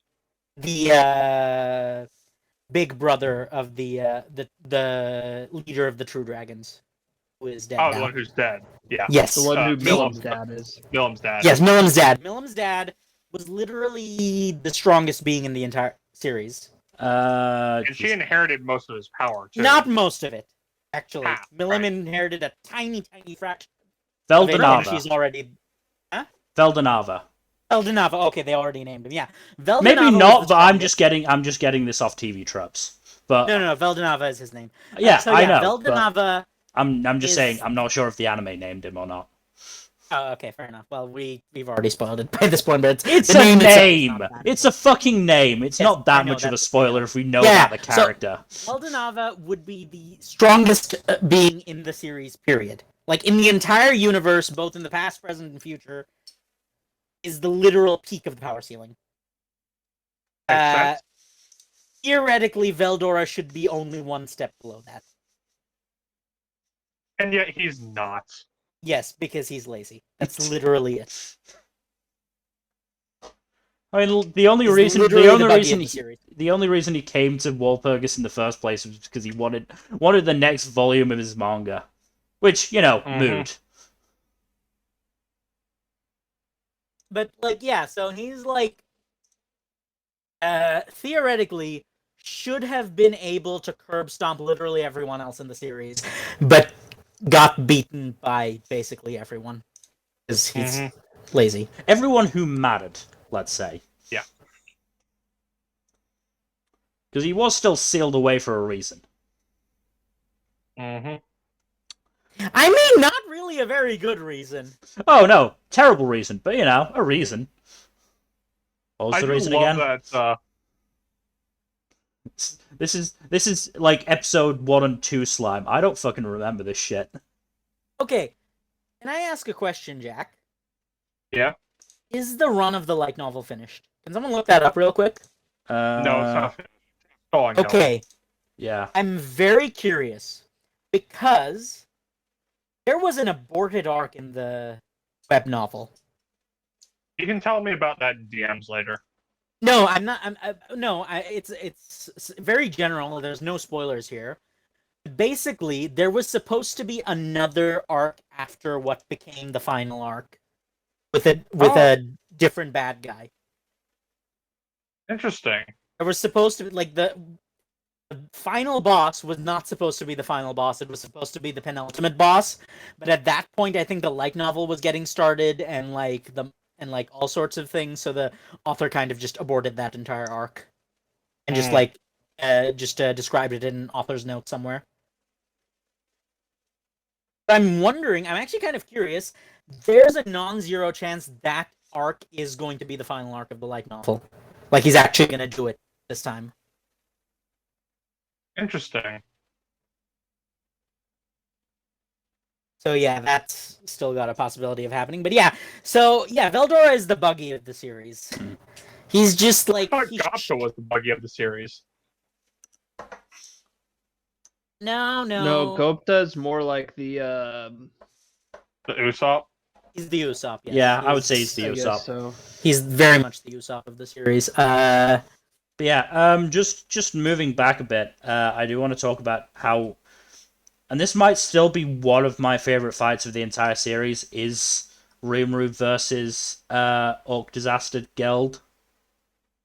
It is a pretty fun fight. Especially when he lets Great Sage take over. Auto fight mode engaged. Yeah. Like that was the moment that truly sold me on Slime, and then I didn't get any of that for the rest of the first season. Which was sad. Yeah, Slime is very much a series that didn't know what it wanted to be for the first few arcs. Mm-hmm. And it's not. Go ahead, Mil. But yeah, just that moment, like where Orc Disaster throws, I don't even know what they were, like energy balls, and auto combat Rimuru just fucking absorbs them from both. Just absorbing any of the attacks, like, just seems like such a cool way to use that power. Oh yeah. Well, he does use that in a lot of different cases. Yeah, Where he just, yeah. Like when he absorbs the just attack. fucking nommed Clayman's 2 ultimate attacks. Oh yeah, exactly. That was great. I mean, like, as it turns out, when your species' entire superpower is the ability to eat things, you should make use of that. I mean, yeah, again, that you know, it's not really right to call it a fight because it's a curb stomp, but Rimuru versus Clayman at the end of season 2, when the fucking OP started playing, and you knew that, oh god, this is where the Clayman dies. Yep. That was great. Oh, do you guys remember? There's a very odd thing about the season 1 OP and ED, the first OP and ED, that the animation, like, they're basically in reverse order. How so? So if you put it together, like, it's one video, Right. chronologically. Like the OP and the ED are basically one video, but chronologically, the ED comes first. You'd have to rewatch them to know what I mean, but like, basically the flow of the the animated parts and the scenes that they chose chronologically goes from ED to OP, which was very weird when I was watching it. It just occurred to me for some reason. But on that note, how was the animation in season 2? I think How it was much good. bad Damn CG good. was It was- there? It was good. It was good. I There's mean, no C. I don't recall CG. I mean, There was minimal, if any. the Walpurgis stuff was really fucking good. I like when Hopefully that. Okay, go ahead first. when Rimuru had to fight Milim, that was very good. When Veldora tagged in and started fucking giving copyright people heart attacks, that was also really well done. The beatings that Oh. Shion and Rimuru gave to Clayman all looked really good. Know what's funny? I've been thinking about this more and more. In the web novel, Mhm. Veldora decided to use a catchphrase that translates to "because I am here." Oh my god. No. Here's the thing. No. It wasn't a reference to MHA. It was a reference to Kamen Rider, Oh my god. which the wording was what like line for line was a reference to Kamen Rider. What I'm wondering is when he starts using that catchphrase in the light novel and anime, do you think they're gonna change the wording to make it an MHA reference instead, so more Probably. people Oh, will yeah. get it? Probably, Entirely. yeah. But it'll be more understandable. But yeah, It's like in term, yeah. Watashi ga Kita is All Might's thing. Mhm. This was Ware Sanjo, which is apparently a Kamen Rider quote. But yeah, in terms, So I'm wondering if they're gonna change that to just be the All Might quote. yeah. Maybe keep the Probably. Ware. But in terms of the animation, I gave part 2 of season 2 best animation for that season. So, Yeah. admittedly, I didn't That's have like- a massive amount of choice, but I still did it. Yeah. That's a shame that there wasn't that much choice. But yeah, it's kind of like I hope more and more studios keep realizing that like people don't like the CG stuff. Just like please. No, give us the CG traditional stuff. Sometimes they do it CG because- stuff when done well is good. Nighthead Well, yes. 2041 was good. It's that most studios are bad. Beastars is good. Yeah, that's excellent. like you can do a good full CG. Like another one that's full CG that I really really like is High Score Girl. Though that's a much more niche series, but yeah, that's full CG as well. And that's great. Mm. Beastars is great. You can do full CG well, but like you have to commit to it one way or the other. Oh, you I feel absolutely like do. Like there are some Too many series. studios kind of are wishy-washy about it, and they don't want to commit one way or another, and it ends up with both being bad. Exam and Tesla note. Rip. Or you on know, the topic of visual effects and stuff, I love the way that they display the magic system and they display like the great stage and the Raphael like cuts, the analyses Yeah. and like all the different symbolic stuff that they use. I love that stuff. The Oh, way I- that it's done in Slime Yeah. Isekai is incredible. I mean, on that subject, I love Rimuru's Blackfire. Yeah. Yeah, that's fun. And the Have Black y'all- Lightning too. I thought that's like Yeah. so cool. Black Lightning and have y'all Blackfire. got onto the theming yet? It's not Yeah, difficult. super subtle. Mhm. You Yeah. know what's fun? You know what's fun is there are a lot of good fights in Slime, especially in season 2. Like all the fights between Reamer's comrades and claimant subordinates are really fucking great. Mm. As are the fights with the other worlders. Fucking like Oh, that I bit mean, in terms with of you go what- say yours what's the because name it of might the be one other the world? same one. It might be the same one I'm about to bring up. where that one other worlder gets fucking decapitated by Necro. That was just what I was about to mention. That fucking cold ass. Again, I watched it recently. Like, just use the time you have left to ruminate on your sins. Like, holy fuck. Yeah, So Haku's a cold. badass. Metal. So fucking cold. And then, of course, there is, as we said earlier, Geld absolutely destroying Shogo. Basically taking his hyper regeneration as a challenge. How many times Well, did no, I I think- kill you before I break you mentally? Yeah, it was basically that, where it was like, oh, I can't break you physically, but I can break you emotionally right now. Yeah. Yep. Let's see how long you can last that way. Not Yep. that long as it turned out. Nope. Yep.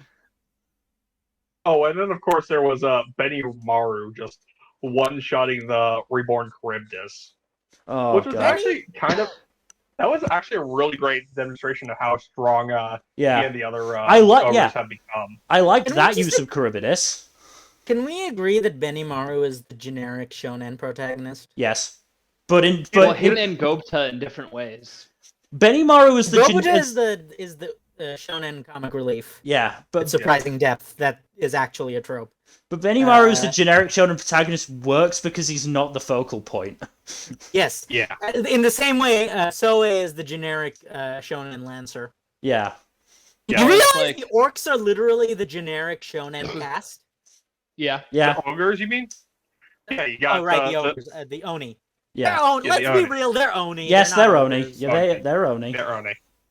But yeah, you got Benimaru the hero, Hakuro the mentor, Soe the lancer, Shion the muscle slash Shion the muscle, and Shuna the chick.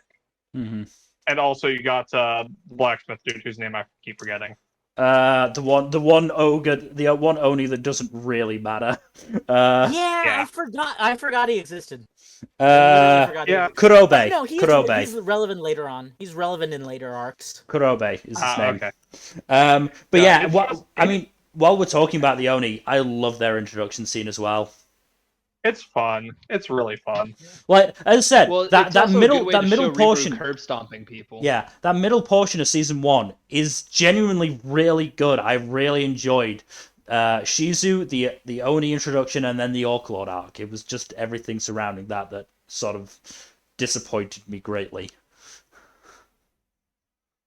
What do you guys think Hakuro's- of the dryads and like trainee? He's a fun supporting character. Yeah.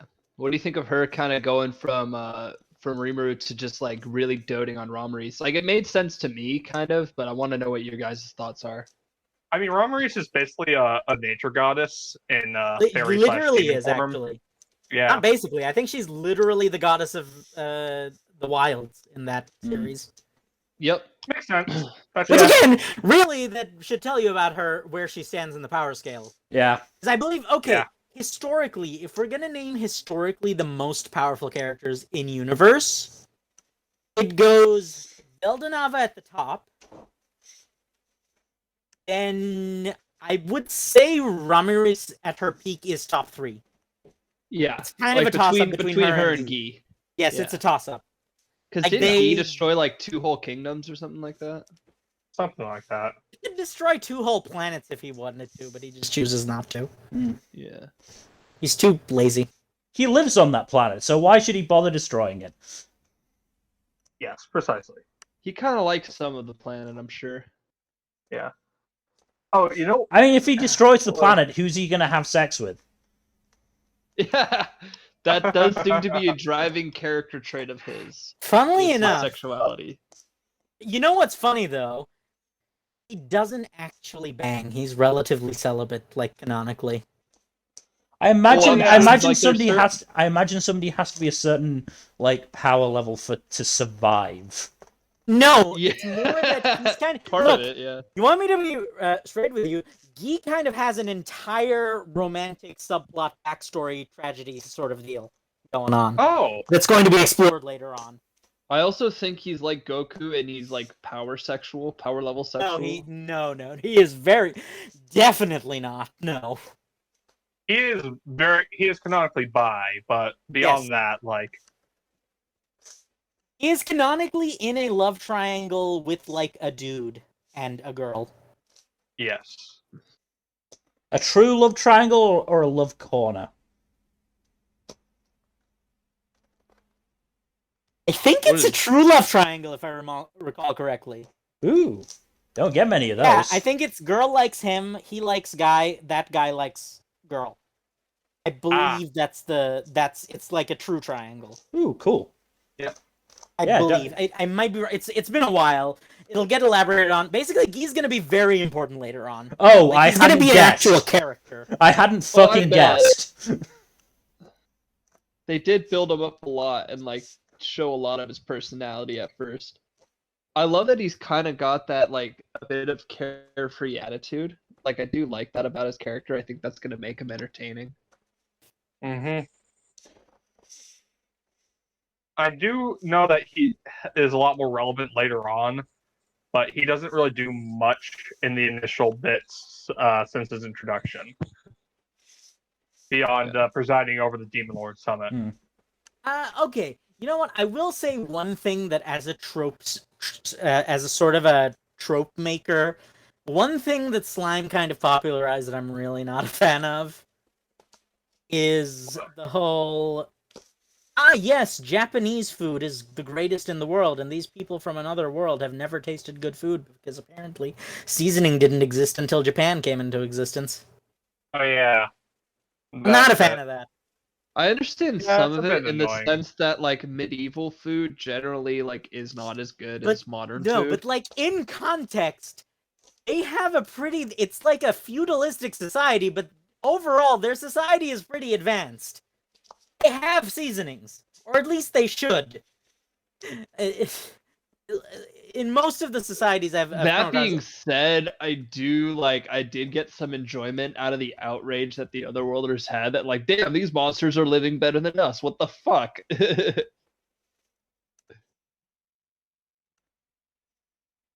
yeah, I do not like the fact that it started a trend of isekai protagonists are somehow revered as the messiah for introducing rice and Japanese curry. Yeah, what always pisses me off is when they go with mayonnaise as the fucking default. Fucking mayonnaise. Also, mayonnaise equivalents have existed for literally thousands of years. Yeah. Literally, Well, not just people that. have... Mayonnaise is bland as fuck on its own. Mayonnaise Yes, is but, like, gross. and like people figured mayonnaise out very early in civilization. In general, sauces, ancient sauces, were overall better than mayonnaise. On At average. the very You least, can easily do better than mayonnaise. Easily. And many civilizations did in actual history. And the idea that a civilization can enter the equivalent of the Middle Ages after thousands of years, often tens of thousands of years of civilization, without inventing like tasty sauces and seasonings, is kind of just a failure to understand the basic of the human condition. Because some of the first thing human beings do is look for ways to improve their food, historically.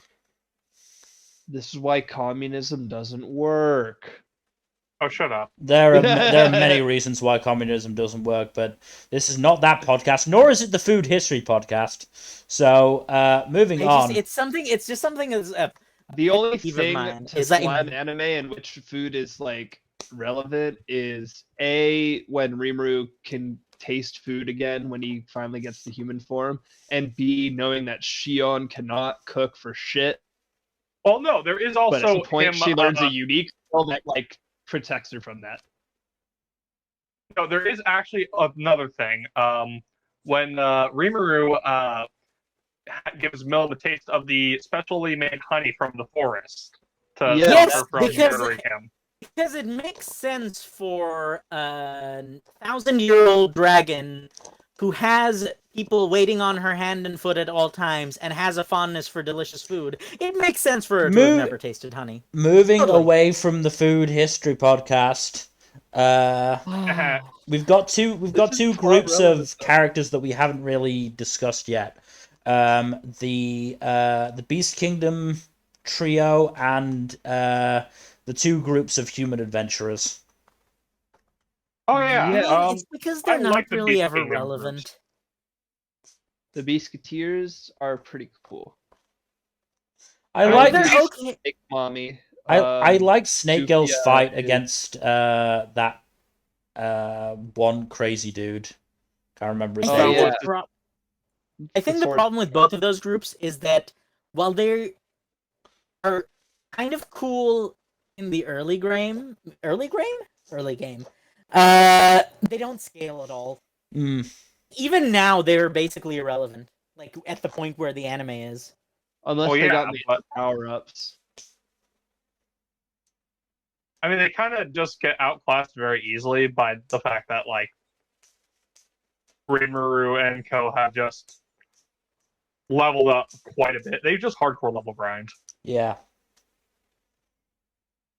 I mean, to be But fair, I still do like that Albus holds her own quite well against basically the commander of Clayman's forces. yeah.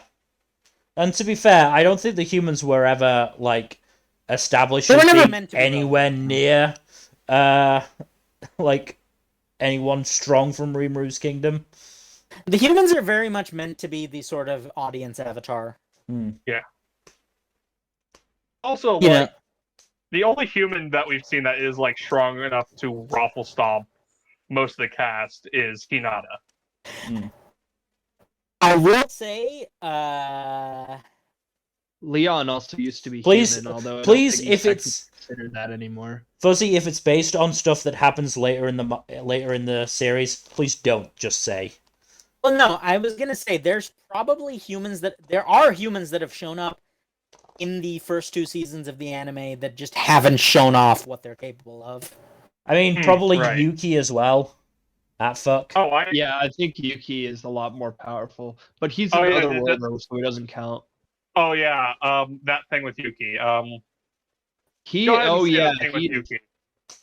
I can't tell if he's like diabolically evil and just like a psychopath, so doesn't show up as evil, or if like he actually has good intentions and just like has a misunderstanding with Rimuru at this point. I mean, we just haven't really gotten enough from him in that sense of his Yeah. sort of villain motivations. We've just gotten the knowledge that he is villainous.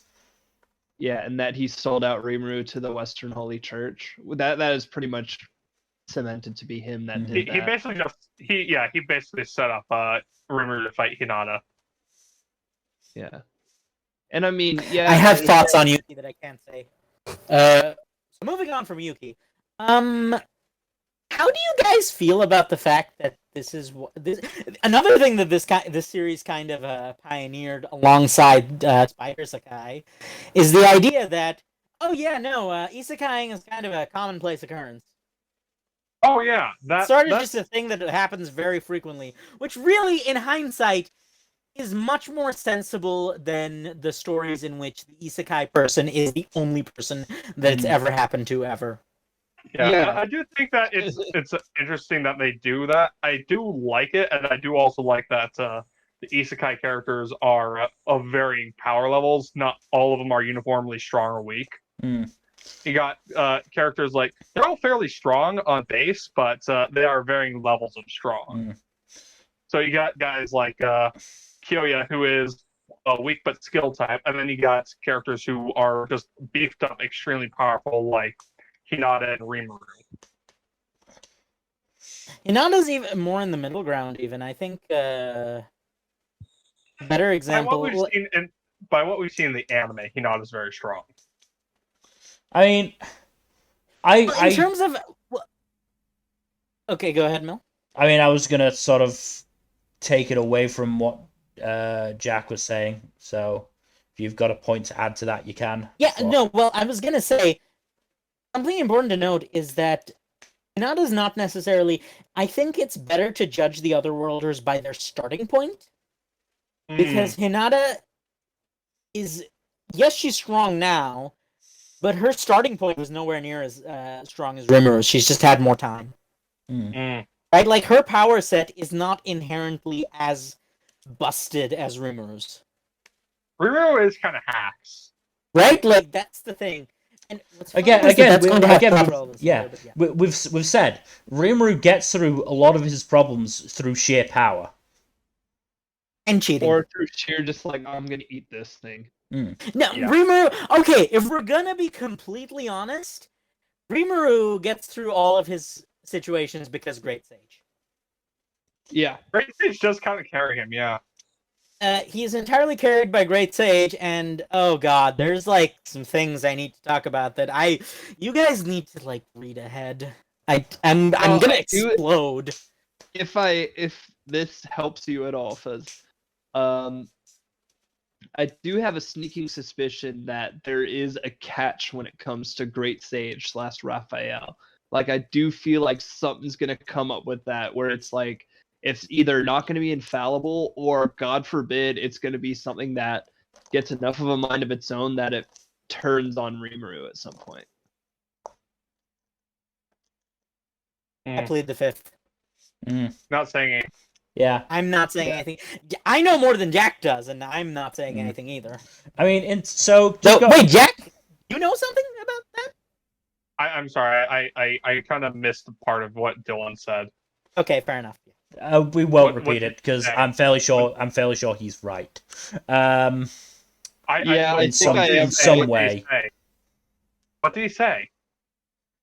Skynet is what Dylan said. Yeah, I said either Skynet or it's a piece of junk in some ways. But going back to the original, I'm not saying anything. Going back to the original point, I don't really have any sort of feelings about isekai being or people being isekai being commonplace. But I do like that it led to a really nice scene where Rimuru showed Shizu Tokyo being rebuilt after the war. That was a cool. pretty beautiful scene, yeah.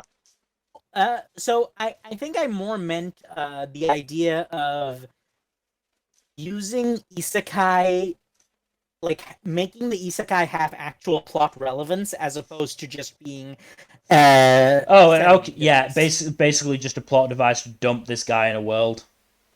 Yeah. Because, like, what's funny is that despite the fact that it's an early adopter of that, it doesn't happen as much as you'd think it would in subsequent series. Yeah, a lot of times it seems like being from the other world is just like the beginning, the intro, just like how you got there, and then everything after is just like it's almost used as a device for world building. It's just a narrative device for the setting. It has they just bring someone in who has no clue about the setting so that they can explain the setting to someone who it's an exposition. It's an expository. Yeah, device. it is good to see it plot relevant. So I get what you're saying. What other series can you guys remember that happened in? Spider Isekai did that. Spider Isekai is the big notable one. There's a lot of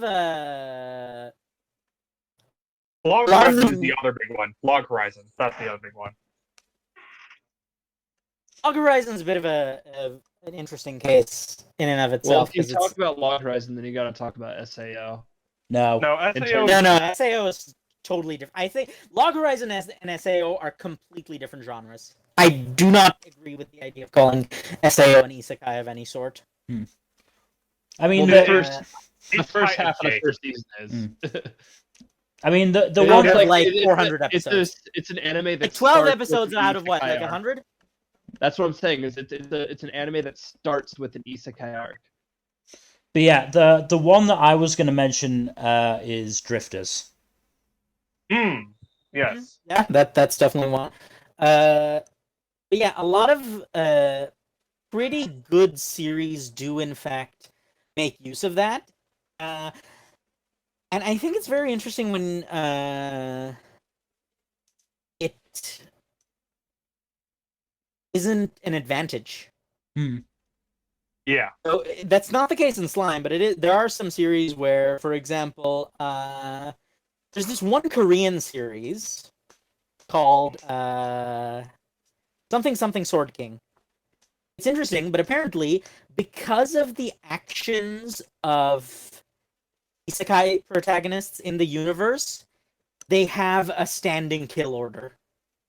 Oh, that's actually similar to another isekai that's actually airing this season. Execution on Her Way of Life, which is basically like... Oh, right. I remember that one.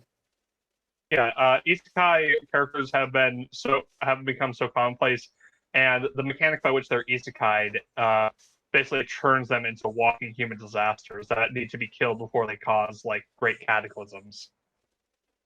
I did hear about this one anime that's like about basically students that are isekai protagonist level skill and strength, and then they get like tossed into a tournament against each other. Not God of High School, but something different. I forget what it was called. Something about teenage delinquents in the title. Again, we are getting off topic, and we are Again. nearing the 2-hour mark, so we should start summing I up. think we've already passed it, haven't we? No, we haven't. Okay. We're about to hit 1 hour 55.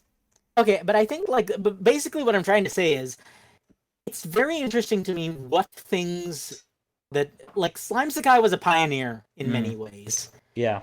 And it's very interesting to me what caught on and what didn't. Yes. Honestly, a lot of shows learned the wrong lesson from Slime. Unfortunately, yes, very much so. Which is very unfortunate, because Slime does a lot of things well. It does some things badly, but it does a lot of things well. And even And the that things can't that are be said done for a lot of poorly isekai. can be glanced over. Like a lot of stuff that's not done so well is stuff that can be glanced over as like you said, they're a pioneer, so they're not going to get everything right. So you can kind of like look past a lot of the stuff. But at the same time, it's easy to blame Slime Sakai for a lot of the problems. I mean, in the really fair to blame Slime Sakai. It's much more fair to blame the people who half-assedly imitated it. Yeah. Yeah. They shouldn't be trying to imitate it. It should parts just be in like... Slime's. Go ahead, Dylan. Oh, it's like they shouldn't even be trying to imitate it. Like what it is it should be like, yeah, maybe take some inspiration, but make your own shit. Sorry, go ahead now, Fuzzy. Well, I was gonna say, I know we're talking about the half-assed imitators, but at the same time, there's plenty of places where Slime Sakai is not exactly using a whole butt. If you know what I'm saying. Yeah. Yes. I mean, no, there are definitely issues with Slime Sky, that aren't just a product of it, being a early 2010s isekai. Early 2010s. Yeah. Well, not even that, just one of the newer series in the genre. Yeah. I don't want to say innovator, because that feels like too high of a... It's not the right word to use. It's not a right word. Isekais as a genre in general. Let's say codify. Codify, yeah. Yes, codifier is a good word. Yeah, I was looking for that. I was like trope maker, trope codifier. Yeah, is what I was looking for. But yes, there are still a lot of issues, and especially the anime, had a chance to learn from some of those and change some things, and it really didn't. I mean, to a certain level, that's what the light novel and manga were. Is that they were trying? So already I'm gonna say this: the anime is already an improvement over the web novel. Which should really give you some perspective into the problems the web novel might have had. I mean, as we said earlier, web novels are by their very nature basically rough drafts. Sadly, we live in a world where it's much more efficient to just publish those rough drafts without finishing them, as opposed to actually trying to improve them. And that's how the current isekai oversaturation genre happened. I have noticed that web novels also tend to be a lot hornier than the polished product. Yeah, buddy. Yes, because a lot of the time is here's the thing. One of the things an editor does... I mean, really, here's the problem. I feel like editors have been devalued by the industry of late. And it's undervalued, very bad... you mean? Undervalued no, or devalued? Not undervalued, yes, but also devalued. People just, don't care as much about editors anymore. Despite how necessary they are. They really are. They're thinking, I don't need a filter. Everything I shit out is gold. People, I have noticed a trend. Authors don't care as much about improving themselves because it's more efficient to just put out volume than it is to go through. This is one of while the transition from trad publishing to e-publishing has had many improvements, the issue that's come from this transition is that people who publish ebooks have learned to value quantity over quality. Yep. Because It's all that is about how that you money. make money. That's how you survive in the industry now. Well, you see, if I make one bestseller and it's a bestseller for 10 years, it's gonna get me $10 million. But if I make 6 books in 2 years and 2 of them end up being bestsellers, then that's the same money. That, but in And a lot Japanese, less. is a lot of isekai authors. Yeah. It's not just and okay. actually, So no. I will Web say it's novels not are just, published for free. Like they are like just they put them out there on a website where I believe you can read them for free. yeah. They're that's the thing. Web novels are free, and then when they're being serialized, and later they're collected into volumes, and those volumes are generally the ones that get the sales. That and I'm sure they're hoping that by They get picked up. yeah, they're hoping that by one would assume that they have tried to get it published first, and then they've Well, gone on to in Japan, that's explicitly how Seisetsu works. Because I'm pretty sure Seisetsu is a website run by a publishing company. Mm-hmm. And they have a they built-in system where they pick and choose web novels to publish under their name. Yeah. And that's why it's kind of like a race to the bottom. Yeah. Well, there's also the fact that like even some of the older ones have taken a long ass time to get animated. Like one of the original ones, I think it was Mushoku Tensei was one of the original ones, and that took almost 10 years to get an anime adaptation. Yeah, Mushoku Tensei, the reason it's so bad, other than the fact that it's incredibly bad. Like that is one of the worst series ever written. Like there's some Save it for another podcast, Fuzzy. Okay, Save but it for another basically, yeah, podcast. it's basically publishing has kind of become a race to the bottom. Mm-hmm. And it's a shame, but it's not just in Japan, it's in the West too.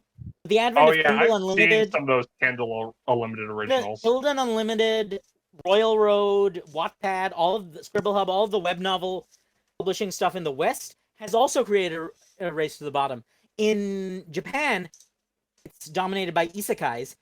In the West, it's dominated by lit RPGs. Mm-hmm.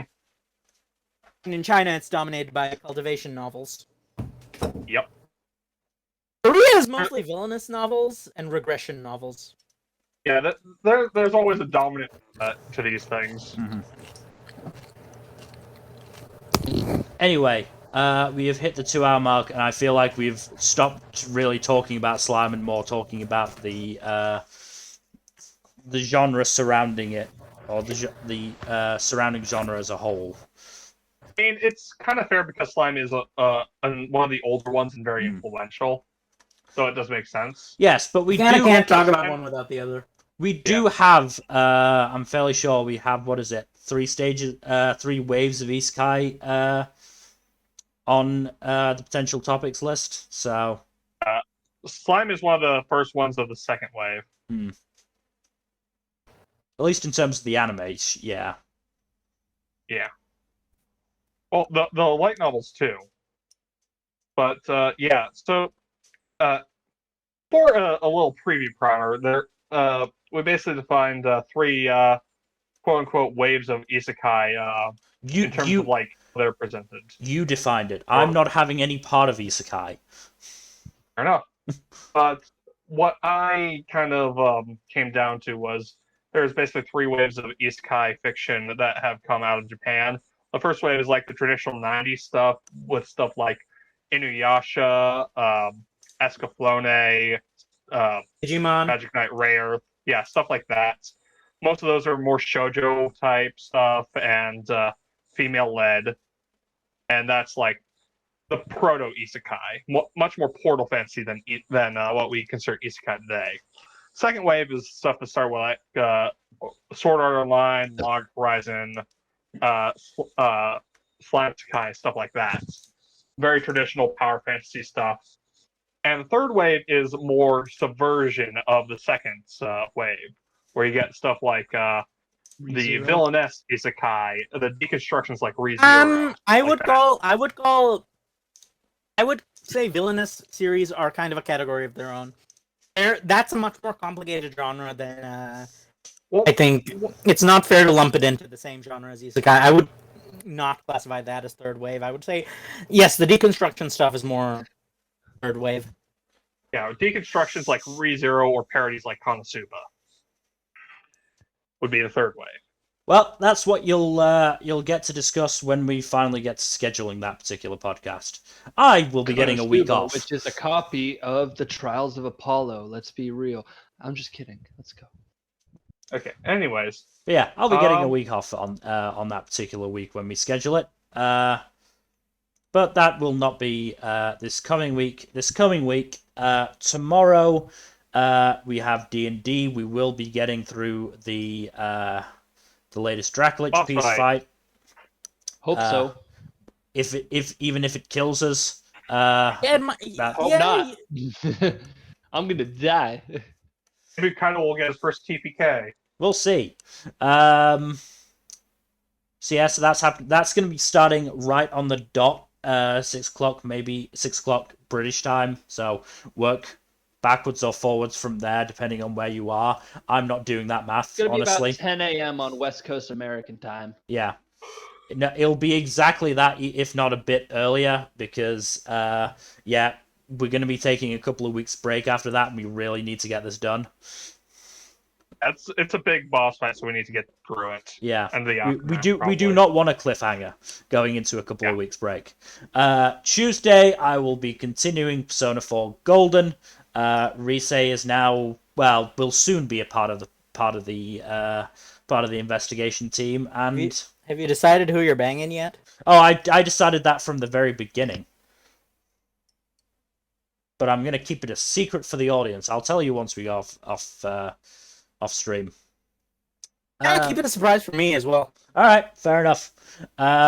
You won't be surprised when it happens, but you know. So yeah, so Tuesday, Rise about to become part of the party. Finish the fucking athlete social link. Yeah, you got to rank 10 when everyone else is like rank 5 or something. At most rank 5. Most of them are more like rank 3 or 4. I didn't even know it was possible to get someone to rank 10 this early. I just went to pretty much I every didn't know. basketball practice I could.